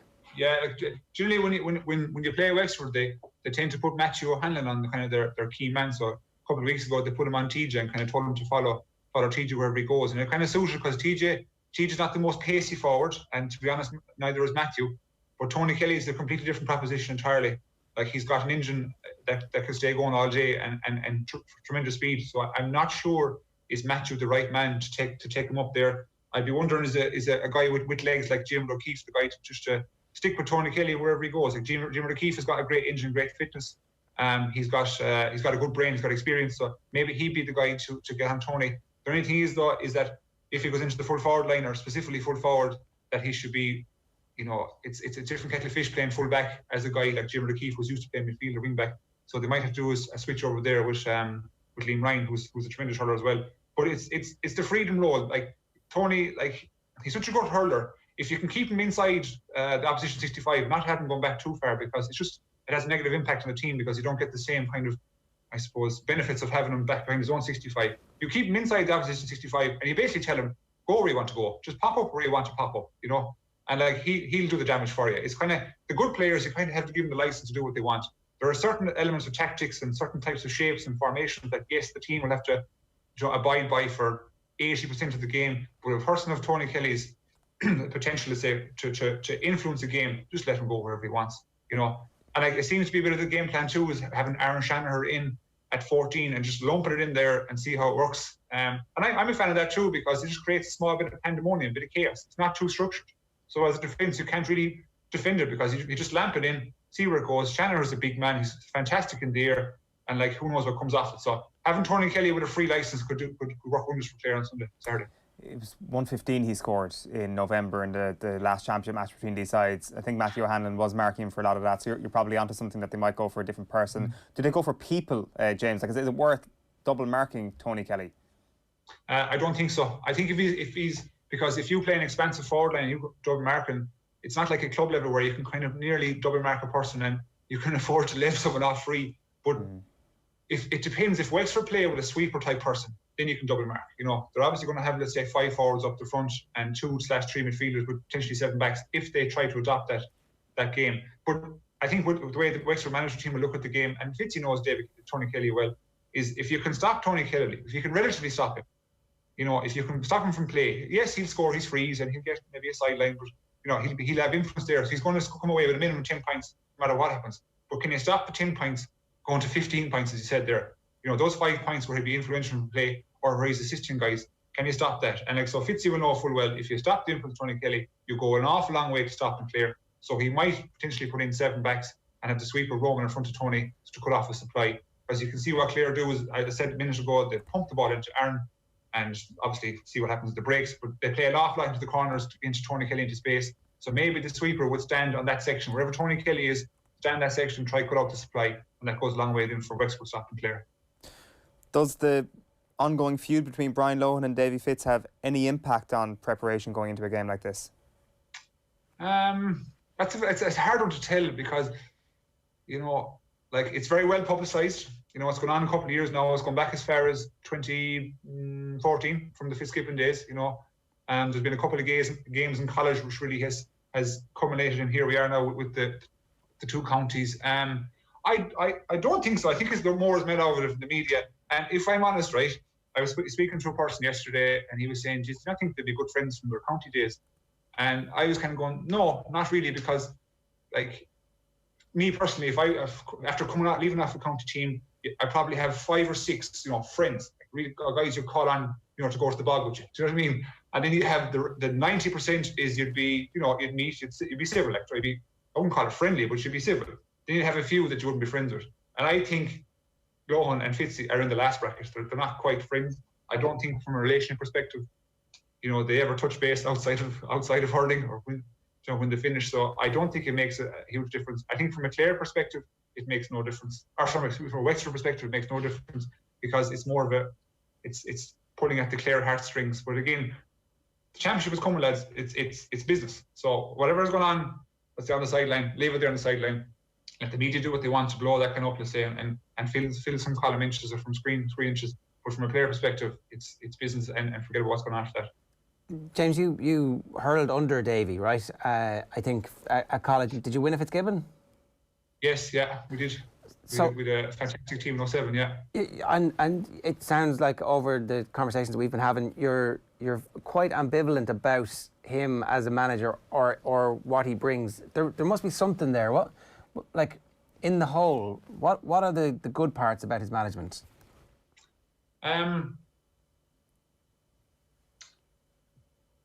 I think his management tenures, they could only really last, if I'm honest, 2 to 3 years per team.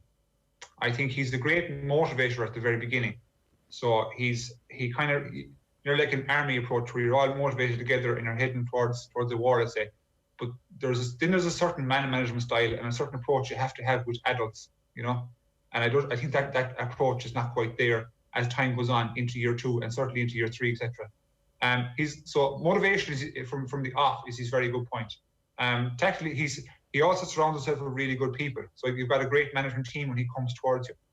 You've got a very professional base, throughout, let's say, through S&C, nutrition, everything. So that's where I got my first exposure of real professionalism in the sport. I was with the county team at the time, but I also with the college team. The college team was ahead of the county team in terms of preparation, personnel, professionalism as a whole. So that's what I witnessed. So I think he brings that. What he also brings in is, he brings a focus to certain areas that you don't quite like, so off the pitch stuff as we see, and just it's man management, guys. For me, I know this may sound very bad, let's say, but I just don't agree with the way he manages people, manages adults. It's more like maybe like a principal type student relationship, whereby in modern day hurling, where you've got very, very intelligent people, on both the sideline and on the pitch, let's say, it's more of a collective approach. And if you look at the way counties operate in the line of Cork and Galway and Tipperary, you get a real sense that they're all kind of heading the one approach, that they're all together, over in the same boat, whereas with teams that Fitz is involved with, it's like he's kind of the CEO and the rest of you will follow, Sounds a bit harsh, but... Well, and has that changed at all, do you think, over the years? Because the Wexford lads, some very... But there's some very impressive people on that team, like Matthew O'Hanlon is one of the most impressive GA people I've met. Lee Chin, very impressive anytime you kind of hear him speak and talk about that. And then even some of the rest of them have gone out and set up their own businesses in recent years. So, and I don't know if that in any of that matters, right? But it seems like they're not the type who would just sit there and go, yeah, exactly, we'll do exactly what you want. It seems like they're the type who would have questions and would bring that rigorous self-analysis that you clearly had to conversations. What if I said to you that if I was a manager and this is going to be slightly controversial now, but I'm going to say it anyways. If I picked out the pillars of the team, let's say, and managed them well, would the rest follow? You would think that there's like a structure there. And are you asking those pillars? No, if I asked you, if I was a manager and I picked out the main pillars of the team, players who probably carry the most influence also, and I manage them well, would the rest of them follow? The answer is categorically yes, 100%. 100% they will. And that's, I look at, as I said to you, slightly controversial, but that's kind of where my head is at when it comes to that kind of type of management style. Okay. Now you would prefer if actually everybody got equal treatment, because, it's not just that it's democratic, it's ultimately you don't know that the big decision in the last minute of the game isn't going to fall to somebody who you don't have a relationship with unless you've been equal in your time and effort. Yeah, I think in a business, in a team, in a work environment, Anthony, I think if you're a member of a team, you want to feel valued and responsible. So valued in what you bring to the team and responsible in what you can deliver for the team. And I think if everyone feels that in a team, so everyone across the board, that's from the guy who does the logistics to the person who does the nutrition to the guy who opened the gates in the pitch, if they feel valued and responsible, you get a much higher level of output and productivity. So I think if you've got a team whereby, and I keep using Limerick, so apologies for that, And I get the overriding sense that every person in that group feels valued and responsible, and hence you see the accolades they're getting now. Well, I know I can just use the 17 approach for Galway. I can say categorically, everyone in that area, from checks, the kit man to the bus driver, everyone was valued and responsible, and we won their urge. I do wonder how important it is that it's in Limerick's scenario and in the Galway scenario you pointed out there that there's a long-term relationship. Look, Davy's done remarkable things for Wexford Hurling on the basis that they were not really a credible All-Ireland contender, and now they are a credible All-Ireland contender. So I can see how the question I'm about to ask is a bit dumb. Outside managers, generally, as a rule, if you're trying to build a culture and something that's going to be sustainable in the long term, I'm not sure that actually works in the GAA because of the parochial nature of it, because of the... Like, how can you have a long-term relationship with the kit manager and the bus driver and the people who are opening the gates in all of the training grounds? Maybe you can stay for long enough, and Davy's certainly there long enough, and he would potentially argue that actually he does know all those people now because of the relationship that he has. But I think about like football counties that are trying to make it from one tier to the next tier, and I just see the short-termism that Kildare have had for 30 years, for example. It's never been sustainable because they've never done it internally. They invested in Mick O'Dwyer, they invested in McGeeney, they're investing at the moment in Jack O'Connor, and it's like, well, maybe that changes the culture of the clubs, but it doesn't feel like it is a long-term thing. And it's interesting, you do keep going back to Limerick, and it's a Limerick man who's kind of driving that, and obviously Connacht is important, but anyway, sorry, that's my ramble. What do you think of that? Well, it's a very good point, and I do agree with you. I think that, you know, counties who engage in Galway footballers did it as well when they brought down the fella from Armagh. Is it Kernan? Joe Kernan was that? You know, they started that. We did it with Joe Molloy in the hurlers back in 07 time. And, you know, I think if a person comes into a county team and has to be really successful, he needs to surround himself with good people. So if you're going to be an external manager, you have to have the lay of the land inside from a club perspective. So your selectors and even all the logistics people, all the people I've named before should be from the county. You know what I mean? If you're the head of the head of the whole pyramid, to say, you can be from an outside county, in my perspective. But I agree with you.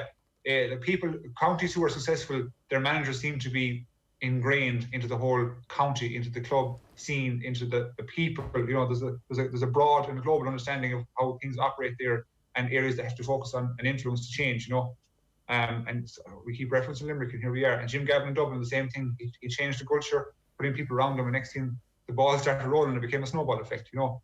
So I do think you're on something very interesting there. How did your Galway setup in 2017 differ from the LIT setup in the late 2000s under Davy and under Micheál Donoghue? Good question. So the Galway kind of setup in 17 had numerous people who had influence over the team. So you take Lucas, you know, Lucas Kirstenstein, the S&C coach, that was his area. So, and I would strongly imagine that Micheál or Noel or Franny, they wouldn't dive into that area. That's Lucas's area, that's his area of expertise, and who are they to say? And then you go to the physio department with Dave Hanley, and that was his area. And everyone had their area.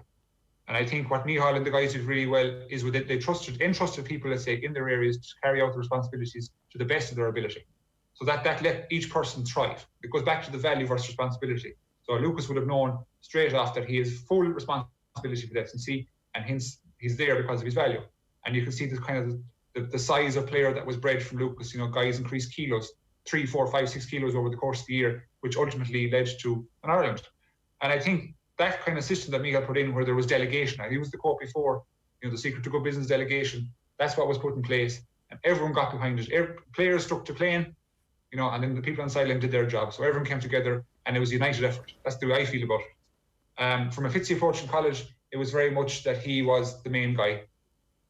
He was the main guy. So he would do team talks, he would do, you know, all the training drills, he would do the tactical analysis, he would do the psychology, he would do the logistics for setting up, he would do the physical training, you know, so there was an awful lot of things going on there. And I understand the budgets maybe would be different in college from county, so maybe he didn't have the personnel, and it was different tenures as well. But to summarise, it was very, very much a broad collective approach in Galway and more of a single-minded we follow approach in LIT, if that makes sense. It sounds like that was a pretty happy time in Galway to be involved in that panel at the stage of your career that you were at, where you were able to recognise the progress that this manager was bringing by giving everybody that responsibility. Yeah, and he convinced me to stay. I was leaving the panel at the end of the 2015 season, wasn't it? Yeah, I was leaving. I was actually going to London. I had a job lined up there. I was heading off, and in January 15, and then he convinced me to stay. And then ironically, the way things work out, 4 weeks later, my mother got sick, so I would have had to come home anyway. So just things had a way of working out, and had a way of fixing themselves as such. So I owe a lot to him for keeping me here, keeping me interested. And then just the whole thing took off, and it was kind of a culmination of an awful lot of people's efforts over the course of a number of years. And it's something that you try to find is called a sweet spot. So when you're in a team that you just know it's going to be successful. It's the same in LHE now, to be honest, because of the group of players we had. You just know you're going to win.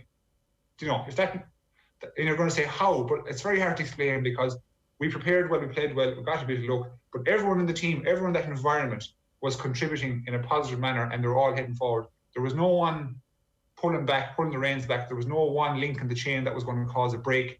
It was just a sweet spot. And then you go in all the teams prior to that, let's say, and after, there wasn't quite the sweet spot. You know what I mean? So where something would go wrong, some guy could get injured, and you could lose him, and he could be, that could be detrimental to the team. Whereas in 17, everything just kind of went the way we needed it to go. Yeah. Look, there's a million different things that we could spend about 25 minutes discussing that we've touched on in this conversation. So maybe we'll do it again soon. But we didn't even preview the Munster and Leinster hurling finals. Give us quick tips or something. Yeah, come on, give us winners. So you think Clare are going to beat Wexford? Kilkenny, Dublin? I think Kilkenny are going to beat Dublin. I think it's going to be a tight affair, but I can see Kilkenny winning by 6 or 7. Okay, and then in the Munster hurling final, what's going to happen? I think it's going to be an absolute warfare for the first half. And I think Limerick are going to just grind it out and beat Chip by a couple of points. Right. All good games. All very good games. And we'll get all to very good games, yeah. And the Joe McDonagh Cup final, most importantly, James, who's coming out on top in that one? I'm going back with Meath in that one. Okay. Mo Larkin, who's involved with the club this year, was over with them. David Lennon from Galway's playing. And that's a different topic entirely, Kerry, if they win that, they win to Leinster as opposed to their own province. So don't start me on that one. Tipping Westmeath is an immediate ban from OTB AM. Yeah. only on Thursdays. I think on Fridays you get garlanded. Good stuff, James. Great to have you with us. Thanks a million. Okay, folks. Good day. Right, that was brilliant. That's James Skehill with us at this stage almost every week. And I don't know, there's a million different things that I want to ask there about that Galway setup and how they eventually got over the line. So we'll do that at some point when there are less pressing matters. 9:02. OTB AM is brought to you by Gillette. Good morning. Start with Gillette. Put your best face forward with their new and improved razors. Episode 10 of the Football Pod with Paddy Andrews and Andy Moran and Tommy Rooney is available right now. Here they are chatting about David Clifford getting booked again at the weekend after becoming involved in a tussle with his marker. What should a forward do when they're being targeted off the ball? It's something that you have to do. Like, I suppose you have to be ready for it. Like, if you're American Johnny Cooper, you're American. Not American O'Shea, to be fair, because he wasn't like that. But if you were American, who? Lee Keegan. Yeah, Lee Keegan, Tom Sullivan, Ryan McMenamin, Conor Gormley, these guys, like McNamee, all them guys, they're all looking for. They're not going out trying to get you sent off. They're trying to look for a reaction. And even if you give them a reaction to, that is not a sending off offence, okay, they know they have you. So basically, you have to kind of train yourself. It's through experience. I remember like we got a great experience of it because when you used to be playing that great Tyrone team and you used to be American McMenamin and Gormley, oh lads, they were torture. They pulled the piss out of you. Like we used to have these calls with John Morrison, so you'd call it the inverted triangle or the diamond or something, and the boys would be like, they make you feel like you show you. They'd be like, what are they going to go for next? The pearl diamond, or this is classic Morrison. So they'd know Morrison and they'd know that sort of thing. So I suppose you get a good education early. Do you know what on it, Andy? And it's interesting. I don't think there's much of that anymore. Not anymore. No. I don't think there's much. There's still physicality. But I remember like Tyrone would have been kind of Tyrone got a bad rep for it, but even we would have played Tyrone obviously a lot over. I don't think the chat is as much anymore. I remember back when I started and we were playing Monaghan. This is like the late 90s and Monaghan and Tyrone and stuff. It was all Jesus. It was like if you mic'd up the lads, actually some of it was quite funny now, but there was a lot of back and forth. I think a lot of teams now, they don't really go in for the verbs. There's late hits and there's pulling and dragging and stuff like that. But like from my own point of view, and I know you'd have been similar, Andy, I never said a word on the pitch to opposition at all. Now, I wasn't good enough to be targeted anyway, so I was getting off lightly compared to Brogan or Connolly or these guys. But I would never, and I know a lot of our guys will just never speak on the pitch. If someone's giving you a lip or anything, like I say, it's quite rare now anyway, or they're giving you digs and things, you just keep moving. As a forward, I would always just be on the move. If someone's pulling and dragging you, and Clifford's obviously him between himself and probably Conor O'Callaghan, two of my high profile guys, they're going to get their fill of it. You just need to keep on the move, and you don't get involved in it because, like Andy says, once you give a reaction, you're taking away from your own game. They're losing focus, and but there's probably creeping in. Guys are starting to go down a bit easier and things like that. If you react, you could end up being sent off. And you're talking about we're saying Peter Keane's game plan essentially. What they're Kerry are banking on is Clifford and O'Shea shooting them to the All-Ireland. Imagine one of them gets a red card. Oh, yeah. You were at the game. Yeah, like, I mean, it's curtains if that reality ever comes through. I do remember the incident happening. I was at, in fairness, I'm going to put an Arsene Wenger here. I was at the other end of the ground, so actually seeing it happen. But I do remember saying to the people I was with at the time, being like, Clifford could be in trouble here. I didn't see what was happening, but there's almost this sense that if there is a cornerback who is as street smart as they possibly can be marking David Clifford, then Clifford can sometimes find himself into trouble. And I don't think that has changed since he got sent off in Eden Dork last year before the pandemic against Tyrone. And I'd like to see what would happen. First of all, what will happen against Cork. But if Kerry win and if Donegal come out of Ulster, what will happen when Stephen McMenamin and David Clifford go toe-to-toe again? Because that was one of the most underrated battles of 2019, actually, the last time they played. Actually, the day Shane Lowry lifted the claret jug that day in Croke Park, when Kerry and Donegal were playing out that Super 8 game, Stephen McMenamin was at David Clifford all day, did a really good job on him. Clifford played well, but that was a real introduction to the dark alley of coming up against a cornerback, and McMenamin's one of the best in the business as a footballer and at that. So that's the battle I want to see this summer. We're going to start bribing you all to download the OTB Sports app with the news that you're going to be able to get the football pod with Paddy and Andy first there.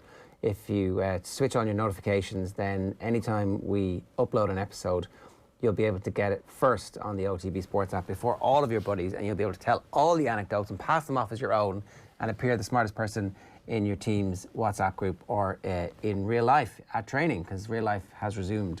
So get the OTB Sports app, turn on your notifications, subscribe to the Paddy and Andy Football Pod, and it is undoubtedly some of the best football content that is out there at the moment when it comes to the GAA. Now, it is 9:07. Time for us to turn our attention to golf. Golf Weekly's Joe Molloy joins us right now to chat about the Open. Joe, how are you? Jens, I'm good. How you doing?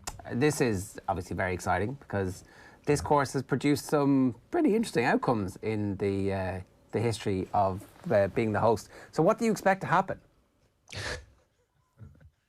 I don't think it's going to be as quirky as everybody's making out, to be honest. I mean, the way people are talking about it, it's like it's crazy golf.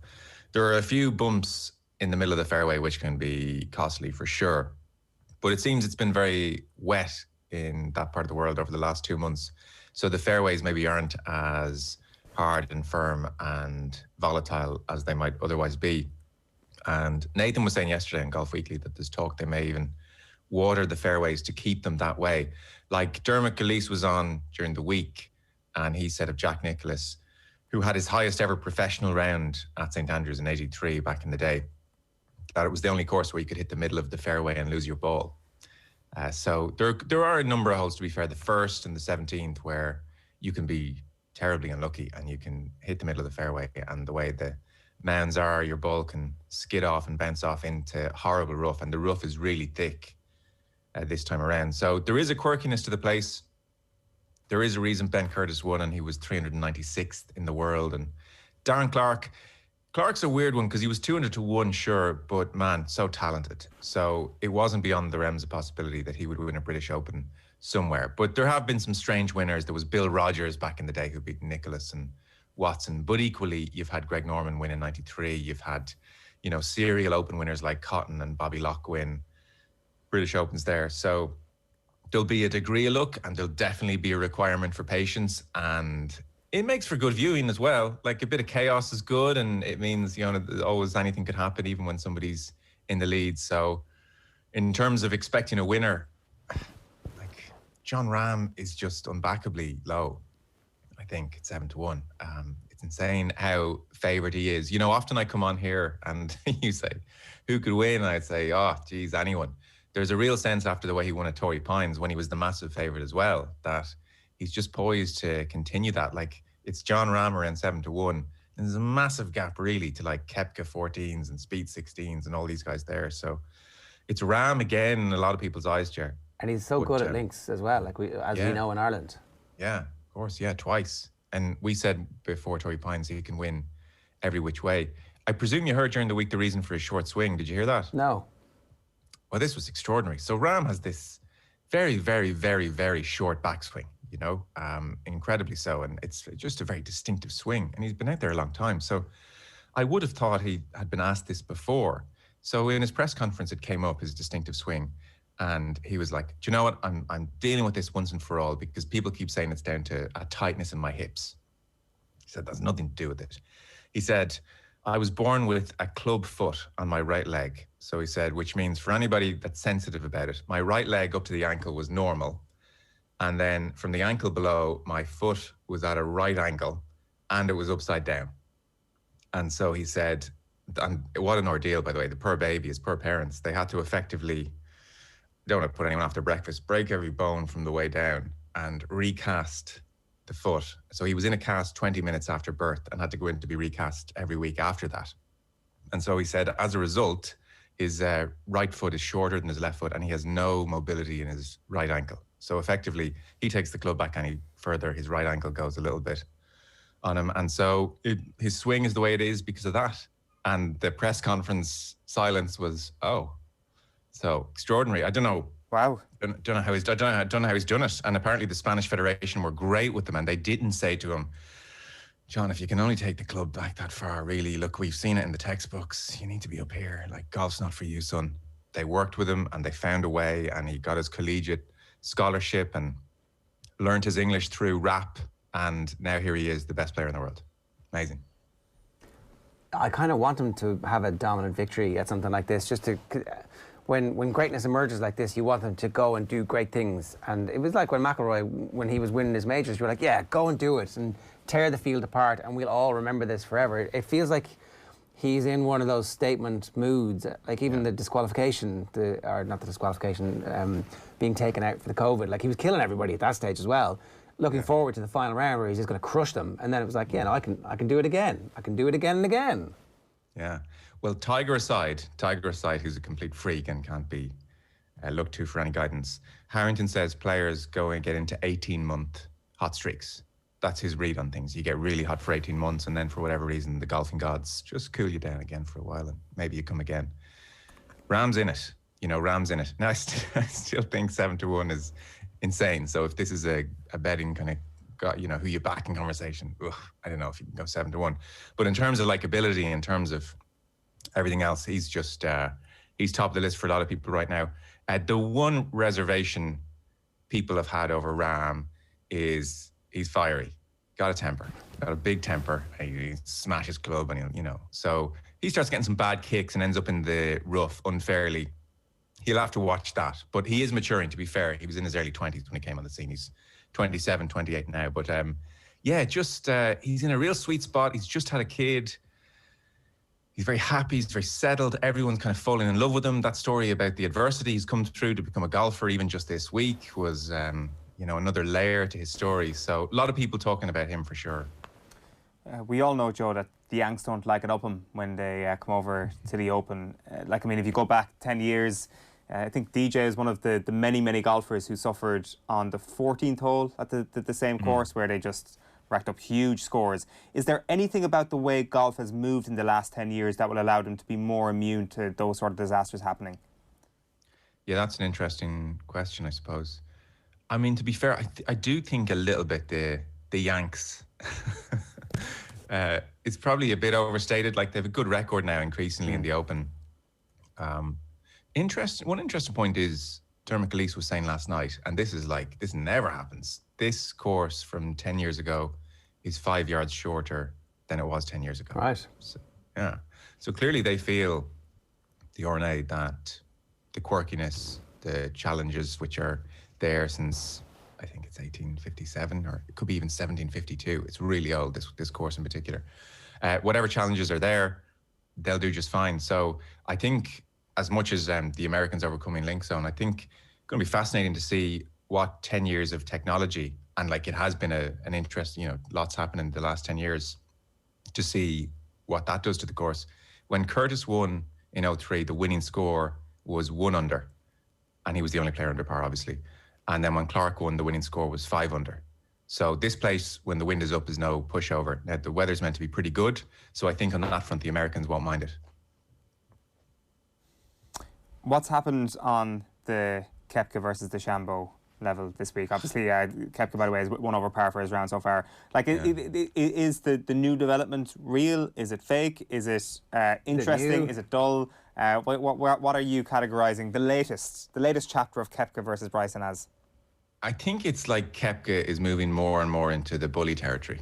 These two were halfway at each other, and it was all good banter. That's the word Bryson keeps using. It's weird to hear Bryson say banter all the time. So effectively what happened this week is that Koepka's doing his press conference, and everyone's just waiting for the Bryson question. Now, every interview with either of them is coming up. It's ridiculous. I saw poor Bryson, don't overstate things. This is a man who doesn't shout 4 when he hits the ball directly at fans. But I saw Bryson being interviewed on the range by Sky Sports, and even the interviewer there said, Bryson, you know what's question I'm about to ask here? And Bryson's like, yeah, I know.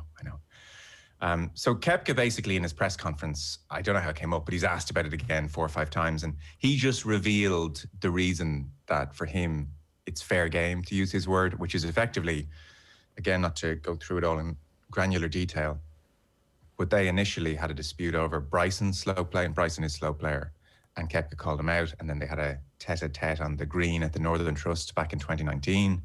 And according to Brooks, they agreed after that they'd leave each other out of things publicly. That was Brooks's understanding. And then Bryson's playing a computer game online a couple of months later, mic'd up, camera on. And he has a little dig at Brooks's body issue on ESPN, where, in Bryson's opinion, his abs weren't up to much.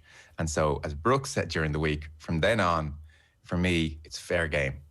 And so he keeps going after him, and my sense is at this stage, Bryson DeChambeau wants to leave it behind, doesn't like being asked about it as much. Eamon Lynch, who's from Northern Ireland, great broadcaster now over in the States, doing really well.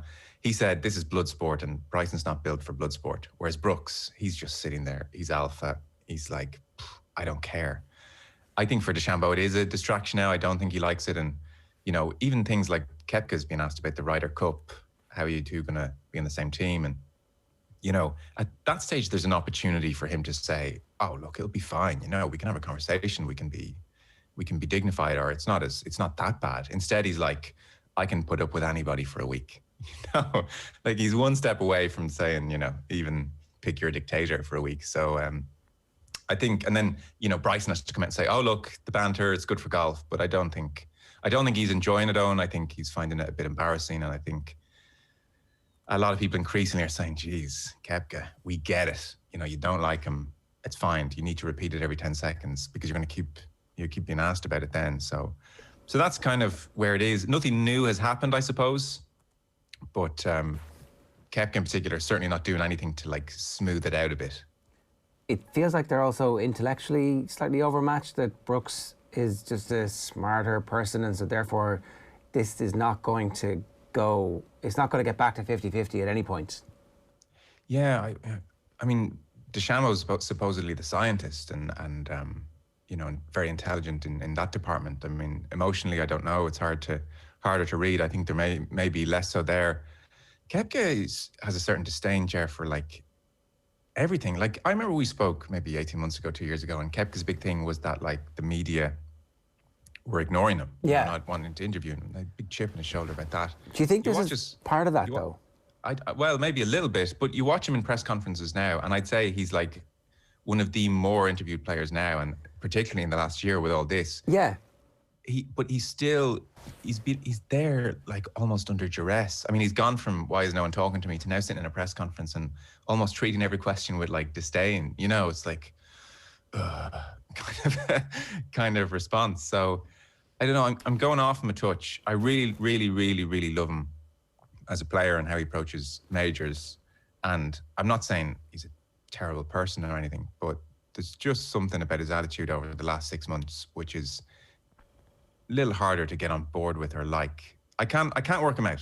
I mean, I would have thought 4 majors, media attention to beat the band, everything, you know, kind of that he was upset about 2 years ago now put right, and still his attitude is often one of, oh my God, I can't believe I have to talk to you guys. I'm sorry, the way to sum it up, I get an attitude from him of, I don't enjoy anything. I'm not enjoying any of this. I'm not enjoying the media. I'm not enjoying not talking to the media, you know. So I don't know, he's increasingly hard to work out, Kepka, and I don't see what's in him to pursue this. Like, as we said before, do you want to pursue your brand is bigger, and we're talking about him, so I guess that's something. But do you want your brand to be of a bully? Like, I don't know. So it's odd at this stage. What is the schedule for Golf Weekly this week, Joe?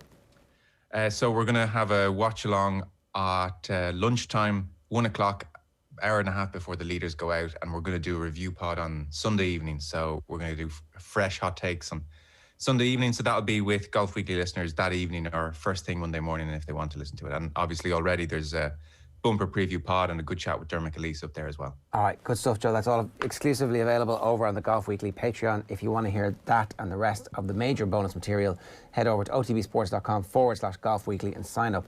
It's $3.99 a month. It is 21 minutes past 9 this morning. Here's what's coming up on OTB Sports Radio today. Our OTB Gold is Michael Conlon after his Rio exit. Explosive interview with him that ultimately has ended up doing him no harm. The History of Sport lecture series from Paul Rice at 3 o'clock. If you've missed that, it's brilliant. The retro panel is Sport and our Irish Identity at 4. And then Barry Ryan's book about cycling, The Ascent, is OTB Gold at 6. And then tonight, John Giles, Philippe Auclair, and our Gaelic football preview of the weekend. We're going to be back after these with Sue Murphy and our TV picks. OTB AM. This is OTB Sports Radio. We all talk about what might happen and our hopes and dreams for the day, but that's not real life. Dadcast Tuesdays from 3 p.m. on OTB Sports Radio. Tune in on the OTB Sports app. Sean, what's that thing going round the garden? That is our new Husqvarna Automower. Automower? Yeah, it's a robotic lawnmower from Husqvarna. Cuts the grass automatically, has GPS tracking and an app. Even works in the rain. I just thought, why spend time cutting grass when I could spend it with the family? Great! You can put the dinner on, so... No can do, love. Have to paint the man cave. Husqvarna Automower. Never mow again. Learn more at husqvarna.ie. OTB AM. With Gillette, put your best face forward with our new and improved razors. 22 minutes past 9 this morning. Time for us to turn our attention to what you should be watching this weekend. Sue Murphy, good morning to you. How are you? Hi, how are you guys? How is Let's Go Back to getting on? Pretty well. Thanks for joining us last week. I actually went back to The Sopranos after that, after Pine Barrens, and I think we were a bit spoiled with The Sopranos and didn't realise how good it was. That was my, when you watch the first episode, you're like, this is just perfect TV, and I never realised how amazing it was because I was in the middle of it.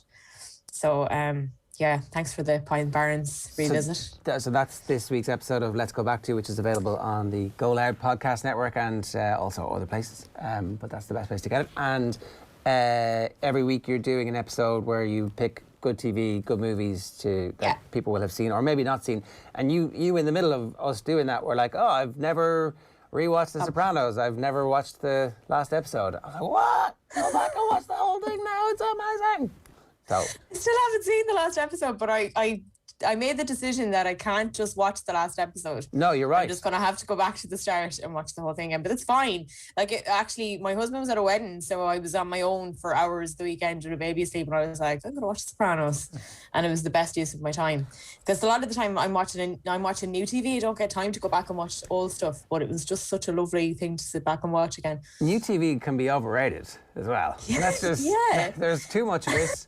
It's not as good as it used to be. I mean, I realise I sound like an old man shouting at cloud here, but I don't know. Yeah. Go back. No, it is really hard to go back and watch stuff. Like I watch say for a slot like this, I'd watch about 4 or 5 hours of TV, new TV a week. So when you're watching that amount and you have a child and you have a full-time job, it's actually hard to go back and just sit with something that you really like, which is The Sopranos. But it's the right thing to do. How is your watch? It's not a rewatch, Owen, it's the first watch. I'm Sopranos. Yeah. I'm done it a long time ago. Right, you long finished. Long time ago, yeah. That was like well before we recorded that episode of Pine Barrens. Yeah, it was just perfect. Enjoyed every minute of it. I think I'll get more joy out of the rewatch though when I get around to that at some point. You can do it once a year. It turns out it like at least once every 18 months you're allowed to do it, and it gets better and better and better and better and better. There are some other things I want to do with my life as well, as like being linked to The Sopranos. You have a life, I don't. Infinity loop that you seem to be in. How many times have you rewatched it? Sure. Three. Three's not bad. Two rewatches and the original watch. Okay. But I'm actually at some point, when we get bored of everything else, I'm looking forward to go back and do it again because there's just there's so much magic in it. Anyway, new and shiny this week in this slot, Sue. Yes, the Naomi Osaka doc is out this week. It's on Friday on Netflix. It's a 3-parter. It's directed by Gareth Bradley, who was behind the Time documentary, but that was nominated for an Oscar this year. And it's shot before any of the French Open stuff had happened and before she withdrew from French Open and from Wimbledon. So you're watching it with knowing that has happened, which is a bit of a strange experience because obviously we know a lot about Naomi Osaka now, but watching it at the time, you probably would on the first episode think this is actually a really vulnerable, fragile woman. It's quite difficult to watch her. She's not comfortable with fame. She's not comfortable with letting people into her life. She's quite quiet. She's quite withdrawn. She talks at length about how when she was a kid, she used to play for 8 hours a day on a court from a very young age. Like she was playing tennis when she was 3. You get the impression that her parents were very much behind the motivation for her to play tennis. She talks about how, if I'm not a tennis star, what am I in my life? She just seems in that first episode, without the French Open stuff, a really lost individual who is depending on tennis for her existence, for her entire, who it determines who she is in life. And I found it a very difficult watch. Now, I haven't watched the other 2 episodes yet, I just watched the first one. And I actually had to take a bit of a break because I was like, someone needs to just give that girl a hug. Like there's one stage where they perfectly put her doing this kind of ad campaign for one of her sponsors, where she's got a lot of makeup on and the hair is done and amazing clothes. And then the next thing is her in full Japanese outfit when she's doing a visit to Japan. And the pressure on this girl, it really raises the questions about what do we expect from athletes as an audience? Do we expect them to be role models? Do we expect them to be out in front of the media and public figures? Or do we just want them to play the sport? And I think if she had the choice, from what I saw from that first episode, she definitely wants to just play the sport. It is a kind of a depressing watch, I have to say. And who's advising her to do all this stuff? What's the impetus behind that pressure? Why can't she not just do her? If she doesn't want to do the commercial stuff associated with the commercial things, don't take the contracts. Is there someone, or are they just trying to cash in and make as much money as they all can now, while she's in her peak? Yeah, and it kind of hints at that because at one stage she says that the reason she went, one of the reasons she went dim is because if I'm not going to be a champion, then my family were going to be poor. And you feel like the weight of the pressure of looking after her family weighs very heavy on her. And she talks about her parents. Her father is from Haiti, her mother's from Japan. And she was saying that they basically had made a decision before she was born that they wanted children that were tennis stars. That's a lot of pressure to put on a young child, It is, it really is. And all the, we see the issues of tiger parenting that tennis players in particular have had. But the Tiger Woods story, I don't think anybody could watch the Tiger Woods documentary and think that there wasn't something lost in the trade-off between the creation of the sports star and the creation of the human being. I don't know what Agassi and Graf think about now. Was it worthwhile as they ended up well, that's it. Will you ever be sports stars without someone pushing you from behind? I don't know is the answer, but I definitely feel like I was thinking about it in relation to the entertainment industry, because I think when you get to a certain point in the entertainment industry, you don't have to do anything anymore. You basically can pick and choose what you want to do. It doesn't seem to feel like it's the same in sport. It very much feels like you have to play the game. You have to be this media person. You have to do these media appearances. And for her to actually put up her hand and say, I'm suffering really badly here, I can't do these, was an extreme scenario for that to happen. So I like, if you're looking at health of a player, like, you have to include mental health, and hers is clearly suffering from what she has to go through. It's a very interesting documentary for anyone who's interested in sport, and that extra kind of layer of what do we expect from people who play at this high level, you know. Okay, Heist on Netflix as well. Yeah, I'm really enjoying this. I like thinking back about it, because I've watched the first 2 episodes of this, and thinking back about it, I'm kind of like, the documentary isn't brilliant, but the stories are amazing. The stories they've managed to pick up are really, really good. The first one is about a girl who stole 3.5 million out of Las Vegas and was on the run for 13 years afterwards, which is sort of an achievement. And it's brilliant because it's told from her point of view. Her name is Heather. She tells the whole story about how she met this guy and she fell in love, and they decided they were going to rob Las Vegas. He's a career criminal. He'd served time before for murder. And she was like, you don't really see that when you're with somebody. You're kind of just in love with someone. You're like, okay, Stand-up guy. A murderer. That's pretty serious. But it's very interesting how they put the whole heist together, because I think when you watch those kind of films like Ocean's 11 and stuff like that, you're like, that can't really happen in real life. Somebody can't really get away with something like that. Like, security in Las Vegas is too good. Well, she was really smart, and she outsmarted them. Have you watched Money Heist? No, I haven't actually. And there's a few people in the office obsessed with it. Money Heist is great. Yeah. Neymar's the Money Heist. Is he? Yeah. Neil Tracy is a mad Money Heist fan. Money Heist is excellent, really excellent. It's good for your Spanish as well. So Heist on Netflix is a documentary series. Yes, there's 6 episodes, and it's kind of, each heist is told over 2 different episodes. Okay, so 3 heists told over 6 episodes. Okay. Yeah. And you're recommending it? Yeah, like, I mean, like I said, the documentary film isn't great, but the stories are really, really good. Like, at the end of the first episode, she says, you know, when you're standing there and you have all this money and there's a guy holding a gun and you have to go on the run, you realise your life has changed forever, and you're like, well, now I'm going to have to watch the next episode to find out what happens. So they are good stories, you know. Okay, and if you missed it, This Way Up is this week's, if you missed it. Yeah, so like season 1 is all on all 4 now, and season 2 just came out last night. So that's Aisling Bea. She's creator, writer, and stars in this as Anya, who's kind of like, I felt like her character at the start, I was like, oh God, like, she's a bit too much. She's kind of in your face and she just wants to make a joke out of everything. And then you realise that she's actually quite a broken individual on the inside and has had a pretty serious breakdown. Her sister is Shona, who's played by Sharon Horgan, and the two of them just bounce off each other so well.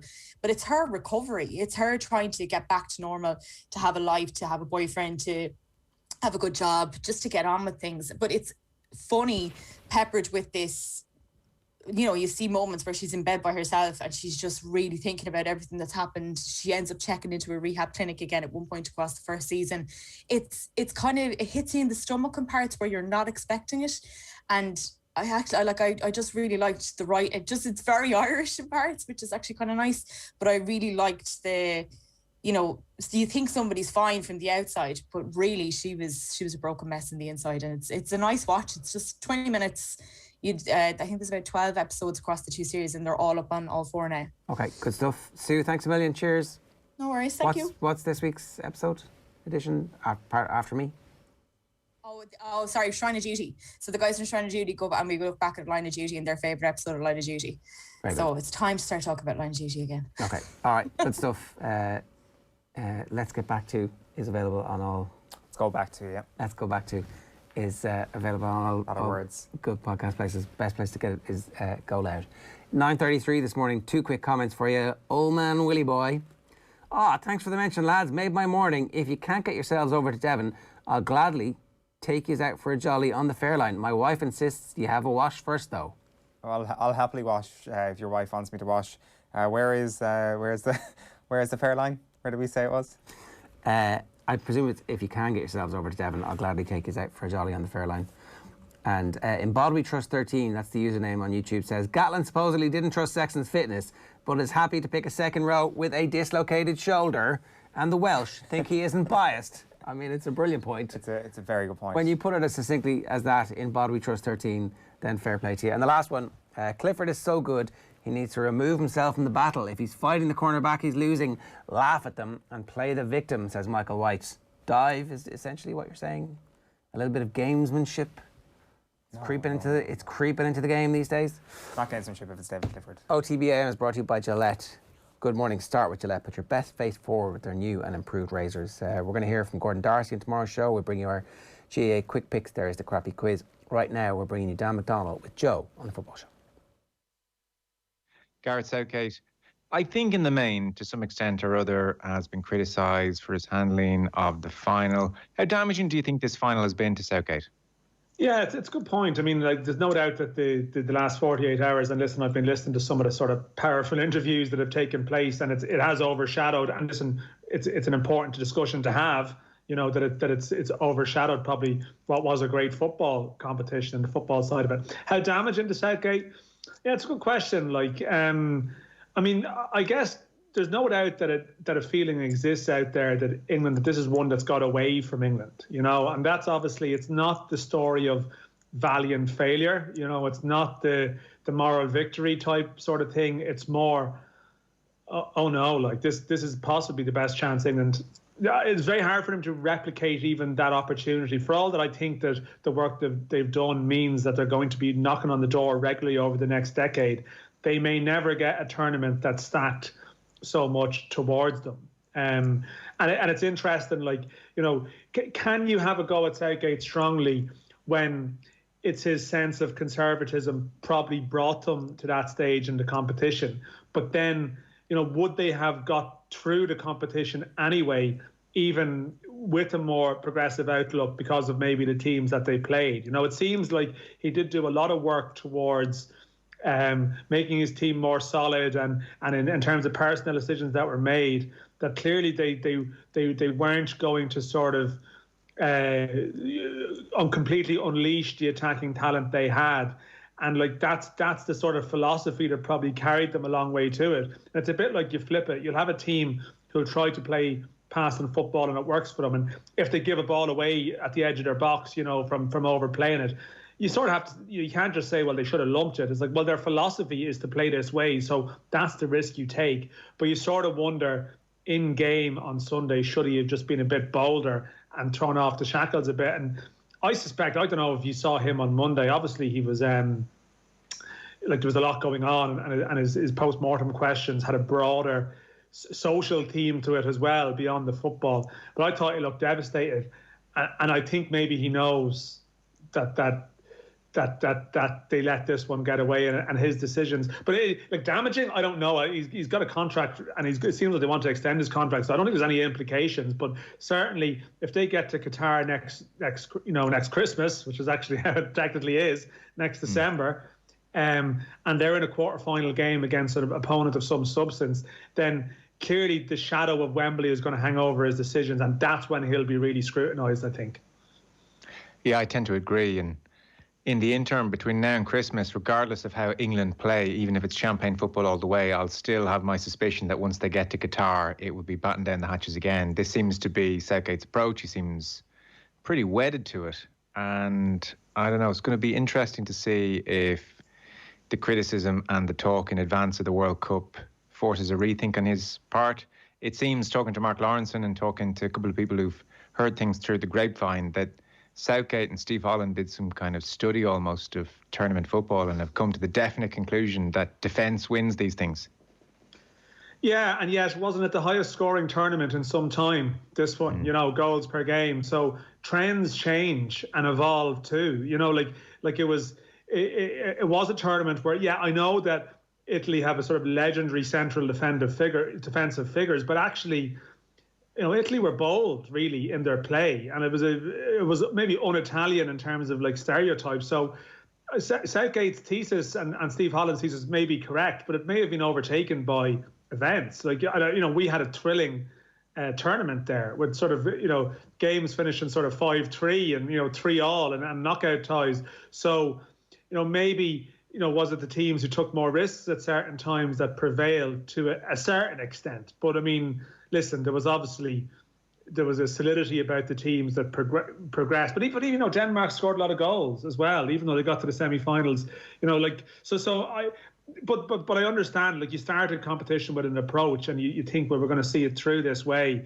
I mean, they didn't concede a goal from play until the final. And actually, I mean, the 2 goals that they conceded in the competition were dead balls, you know. So you could probably point to that as justification. I mean, if England had held out to win 1-0 on Sunday, that would have been the analysis. Well, listen, they conceded to one wonder free kick and that was it. This is the team you shall not cross, you know. But obviously, that's how the margins can be very fine.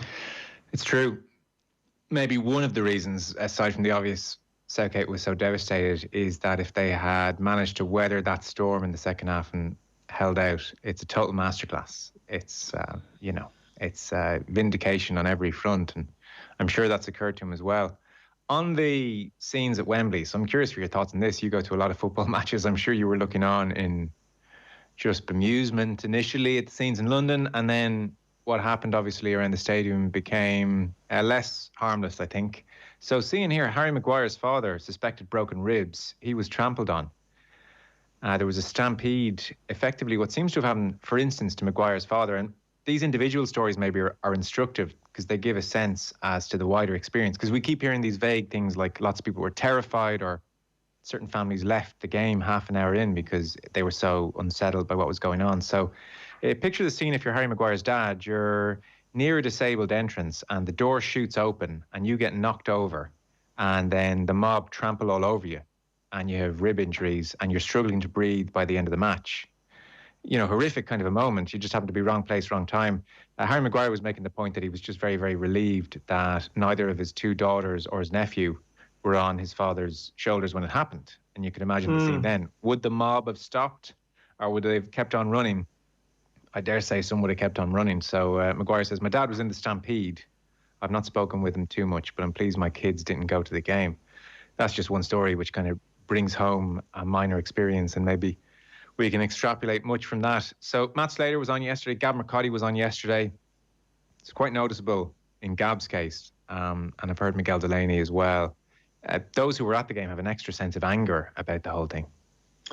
Yeah, it's very hard to get your head around it. It is strange, like, being removed. I mean, I'm very lucky. I've been, I think, to the last, 6 tournaments prior to this one. And I know you would have been at Brazil and would have been around the Euros, I think, 2016 and so on. And I think, you sometimes speak to people about these events and you sort of explain how sanitized it can be, how homogenous all the stadiums can be, that you would have had actually, I'm just thinking, going to South Africa and going to Brazil in particular, and Russia actually, you would have had all these scare stories about safety and mind yourself on this and that. And yet actually, you get to the final, and I mean, in particular the final, because there's a certain prestige about a final. You feel very privileged to be there. But it's almost, there can be a fakeness about it too, because you're kind of looking around and going, well, how many real supporters are actually here? There's a big there's a big section of corporates there. And there's an allocation of fans. And listen, in some of those countries, there's no doubt their security operation ran smoothly because, to be blunt, they probably cleared a lot of the undesirables out of the place in some cases because they have the sort of authoritarian ability to do that. Whereas obviously England's situation at the moment as a country is fragile at a number of levels because it's purporting to be one thing, but obviously there's an undercurrent there which it seems they've lost control of it. And it's just very interesting. Listen, I've been to the new Wembley loads of times, and the point about its remoteness and I think it was Matt Slater speaking about that shopping centre off the Wembley way. And it is true, it is, when you think about it, it is an area that's rife for congregation of that type, and you can sort of see how it could become an issue. But I have to say, I just can't get my head around the fact that they lost control of it so badly or miscalculated so badly. They are generally very safe events, and it's not something that would have struck me at all at the start of the competition, albeit maybe not thinking England would be there, but that the final would end up being a real security issue. This is a country that, for all its history, hosts, Premier League games, full capacity stadiums most of the time. You travel through England on a Saturday and you could be in Birmingham and train station or Manchester or any of the airports, and there's a hub of jerseys coming and going in different directions, and they're used to it. And how they ended up so ill-equipped for this, it's pretty staggering, to be honest. And I mean, it does seem there's nothing original in what I'm saying in this point, but I think the point has been made by several contributors that if that had been a sellout and all the extra people had come up, there could have been very serious consequences. There could have been fatal consequences. I don't want to use those words sort of, just flippantly, but it does seem like that was plausible with how how this whole thing just completely escalated. And it's just I just can't believe it happened at a major tournament game. It's they're generally marshalled in such a way that they actually can be quite soulless. I mean, we all like a bit of soul and a bit of atmosphere, but the balance was lost there in a pretty drastic and horrible way. No, it's incredible. It's incredible. The booze and the daylight cocaine really took hold, didn't it? I know, and listen, some of this is just a reflection of society as well, and without getting too sort of Helen Lovejoy about the whole thing, it is there was when England were in a final, right, and everything's hyped up and pumped up, and it's an 8:00 kickoff on a Sunday. It's at the end of a weekend of celebration and fervour, coming off the back of a pandemic and everyone being locked up, for a period of time, It's not exactly a rocket science to suggest that this could happen, And to me, that's obviously you can be horrified by the scenes of what you've seen, and you can talk about, well, what does this say about society and what does this say about England, and that's true. But the scenes you're talking about there can be replicated in a lot of town centres, on a Saturday evening at 2:00 in the morning, maybe in parts of this country too. So it's just that what staggers me is that generally those events, there's a preparation in such a way that that's kept from the door, and you don't see that out front, and how it wasn't anticipated, particularly when I think it was pointed out that this had happened during the Denmark game to a lesser degree. It's not as if this was completely taken, and maybe even during the Germany game has been speculated as well too. So it's not as if Wembley, this was the Champions League final and it was the only big game they'd done in a period of time. They practically had a number of test events, to use the parlance that we're using all the time now, to build up for this absolutely massive event. So how they could be caught so badly by it, it's sort of staggering, really. And I mean, I don't know what the consequences are going to be. I mean, people talk about the World Cup 2030 bid, and I get all of that, but the assumption there is that these bids, the World Cup bids, are processes where they always go to the most worthy candidate anyway. I mean, look where they've been and look where they're going. So I'm not sure if the integrity of the process exists in such a way that it can be compromised. But in rational times, you would think it should be quite damaging for them in terms of the punishment. Yeah. Meanwhile, the government versus the players continues, this amazing dynamic of the last 18 months in particular. So Tyrone Mings called out Priti Patel in beautiful fashion, I would have to say, called out her hypocrisy. He said, you don't get to stoke the fire at the beginning of the tournament by labelling our anti-racism message gesture politics and then pretend to be disgusted when the very thing we're campaigning against happens. Boom. Gazillion likes. Front page news. That's the interesting dynamic at the moment, Dan, that the highest profile, most powerful representatives of one, working class, and two, people of colour are footballers. Yeah. That's where we are. It's this really interesting dynamic, and they're at war with the government. They're calling out Patel.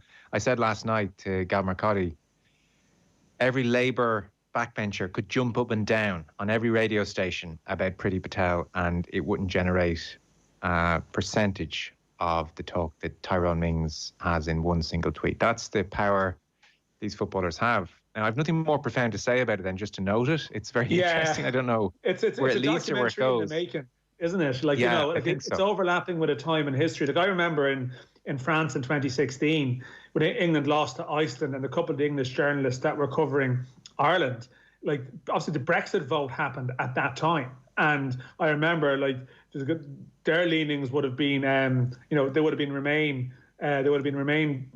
in their, in their mindset, and they sort of had this fear about what Brexit would mean. And it almost, you trace it back to that happening when England lost to Iceland, and there was a lot of people laughing at England getting knocked out of the Euros around that time. And you can trace this point forward in history from there to now. This English team are, as you said, they are sort of spokespeople for a generation, and they're more reflective of obviously the real England than their parliament are, and their public representatives are. But I mean, exactly. I don't have much more to add myself other than this is where it is. I suppose it's interesting. Where does it go from here? In September, October, November, are people going to continue to take the knee? You know, for example, around Premier League games, around England international games. It had been noted in recent years by people covering the English team pre-pandemic that they felt that the away crowds were they were just getting a bit on the wrong side of acceptable behaviour again. The no surrender chants were trending up, you know, and it will be interesting to see how this pans out, like over a prolonged period of time towards Qatar, because as I said, this English team is here to stay, I think, as a contender. So clearly the language around them is going to remain the same too. Just find it interesting because football, certainly for us over here, is one of the spheres which gives us the biggest insight into what's going on in the UK on the ground. You know, that's where so much dirty laundry is aired. And like Priti Patel, man, not a fan. Wasn't really a fan of Priti Patel from the time where she said the potential food shortages in Ireland over Brexit should be used as leverage against the backstop. You know, given the famine and everything, Dan, I just didn't feel like Priti Patel saying that was the best. But even her line, I mean, Tyrone Mings is just a brilliantly worded tweet and just so well put. Even Priti Patel talking about the footballers taking the knee as gesture politics was so ludicrous. I mean, they are footballers. They're not politicians who can implement legislation. They have soft power. This is a high-profile, peaceful gesture. It's a perfectly fair route. Of course, it's a gesture. They can't bring actual legislation to pass. Like, is Priti Patel going up to Rosa Parks saying, it's just a bit of a gesture, really, Rosa, when you think about it? I mean, what are you actually achieving with this, you know? So right from the off, they've just been so far on the wrong side of this thing. And, I mean, the rush now on Johnson's part, on Patel's part, to try and get on the right side of it is so transparent. And the footballers are not having any of it. That's why Mings's, Mings's calling out of her was just so brilliant, because she could have kind of weaseled her way back to the right side of that argument. And, you know, a week is a long time, and so people forget her interview from a week ago, and he wasn't letting that go. Yeah. And listen, the fact is those footballers are engaged in it. I mean, in some respects, like a lot of the stuff coming out from the politicians on, you know, post-match on Sunday isn't hugely different to what would happen over here in a similar instance. Like we've talked about before, like, you know, when politicians get involved in sport, like my hands instinctively go over my face, you know, because it's never good. Like it's generally opportunistic. It's generally the wind is blowing this way. Let's put this out there because this is what we need to be doing. You know, and like one of the stories that came out since Sunday, wasn't it a WhatsApp group of I think Tory MPs where someone put in the point of view, would we be wrong to suggest that, you know, Rashford should concentrate more on penalties than politics? This is obviously a line that was being mimicked on social media by a couple of the sort of over-the-top commentators who, you know, tend to get thrown onto the Sky News pay-per-view for a bit of what we call balance nowadays, you know, for their take on it. But clearly what's different here with this English group of players, that they've decided, you know, to use their voice, and rather than just let the bland sort of platitudes and tributes go by, they've chosen to attack them and point them out. And listen, there's a debate around this, you know. We probably had this, and you will have had this discussion countless times with countless guests, be they American guests or people covering a variety of codes in sports. Like, there will be an old-fashioned view, you know, that, well, you know, you should stay, you know, sport and politics shouldn't mix, you know, but they're inherently interlinked. You know, you can't avoid that. And it's better that you have people that are, in my view, are afraid to voice their opinion. But by the way, that also means that they have to be able to sometimes voice a contrary opinion that people may not like. Do you know what I mean? Like you can't be a pro-Brexiteer sports person and you're not, like, you don't get a pile on as well for expressing that view. For sure. And like, I think Gab Marcotti put it very well last night as well. A lot of these footballers, yes, they're stepping beyond the world of sport, but they're not going beyond the areas of their expertise. Marcus Rashford is talking about meals for children. He needed meals as a kid. Tyrone Mings is talking about the experience of not being a white person in the UK. If Rashford and Mings were talking about the fiscal policy of the UK over the next decade, then I think you'd be within your rights to say, well, lads, what do you know about it? Are you experts in this field? Like, they are staying in their lane in a way. And, you know, it's interesting. I think we in the sports world can overhype how worried the Tories are about this, really. Like yesterday, for instance, the Tories cut their foreign aid from 0.7% of gross national income to 0.5%. So the UN asked all the wealthy countries in the world, and Lord knows the divide between wealthy and poor is getting bigger and bigger by the second, to give 0.7 of their gross national income to the poorer countries of the world. And Boris, this was a stated commitment. All the fanfare you get with Boris a couple of years ago, we are doing this. You know, we take our responsibility on the global sphere very, very seriously. So yesterday they cut that. The cut amounts to $4 billion a year. You can imagine how much $4 billion would help. Like John Major wrote a very strong letter saying we've gone from Great Britain to Little England. Theresa May stood up in the House of Commons and voted against her own party. Theresa May made a rare speech in the House of Commons these days. So is Boris Johnson that worried about Tyrone Mings, a footballer he had never heard of until 2 weeks ago? Maybe not. Maybe not. We can overblow it. But then on the other side, Newsnight last night did a whole thing on the Marcus Rashford mural, and that thing is kind of blown up. So it's hard to know what effect it's having on everything, but it's very much part of the overall picture. By the way, sorry, I meant to say this to you before I forget. Have you? I have never reported anything on social media of a racist nature. Have you ever before? Reported it? Yeah. I think I did. I think I do recall hitting the report function once or twice for a couple of aimed by high-profile ex-journalists turned commentators. I do recall, but okay. Maybe once or twice.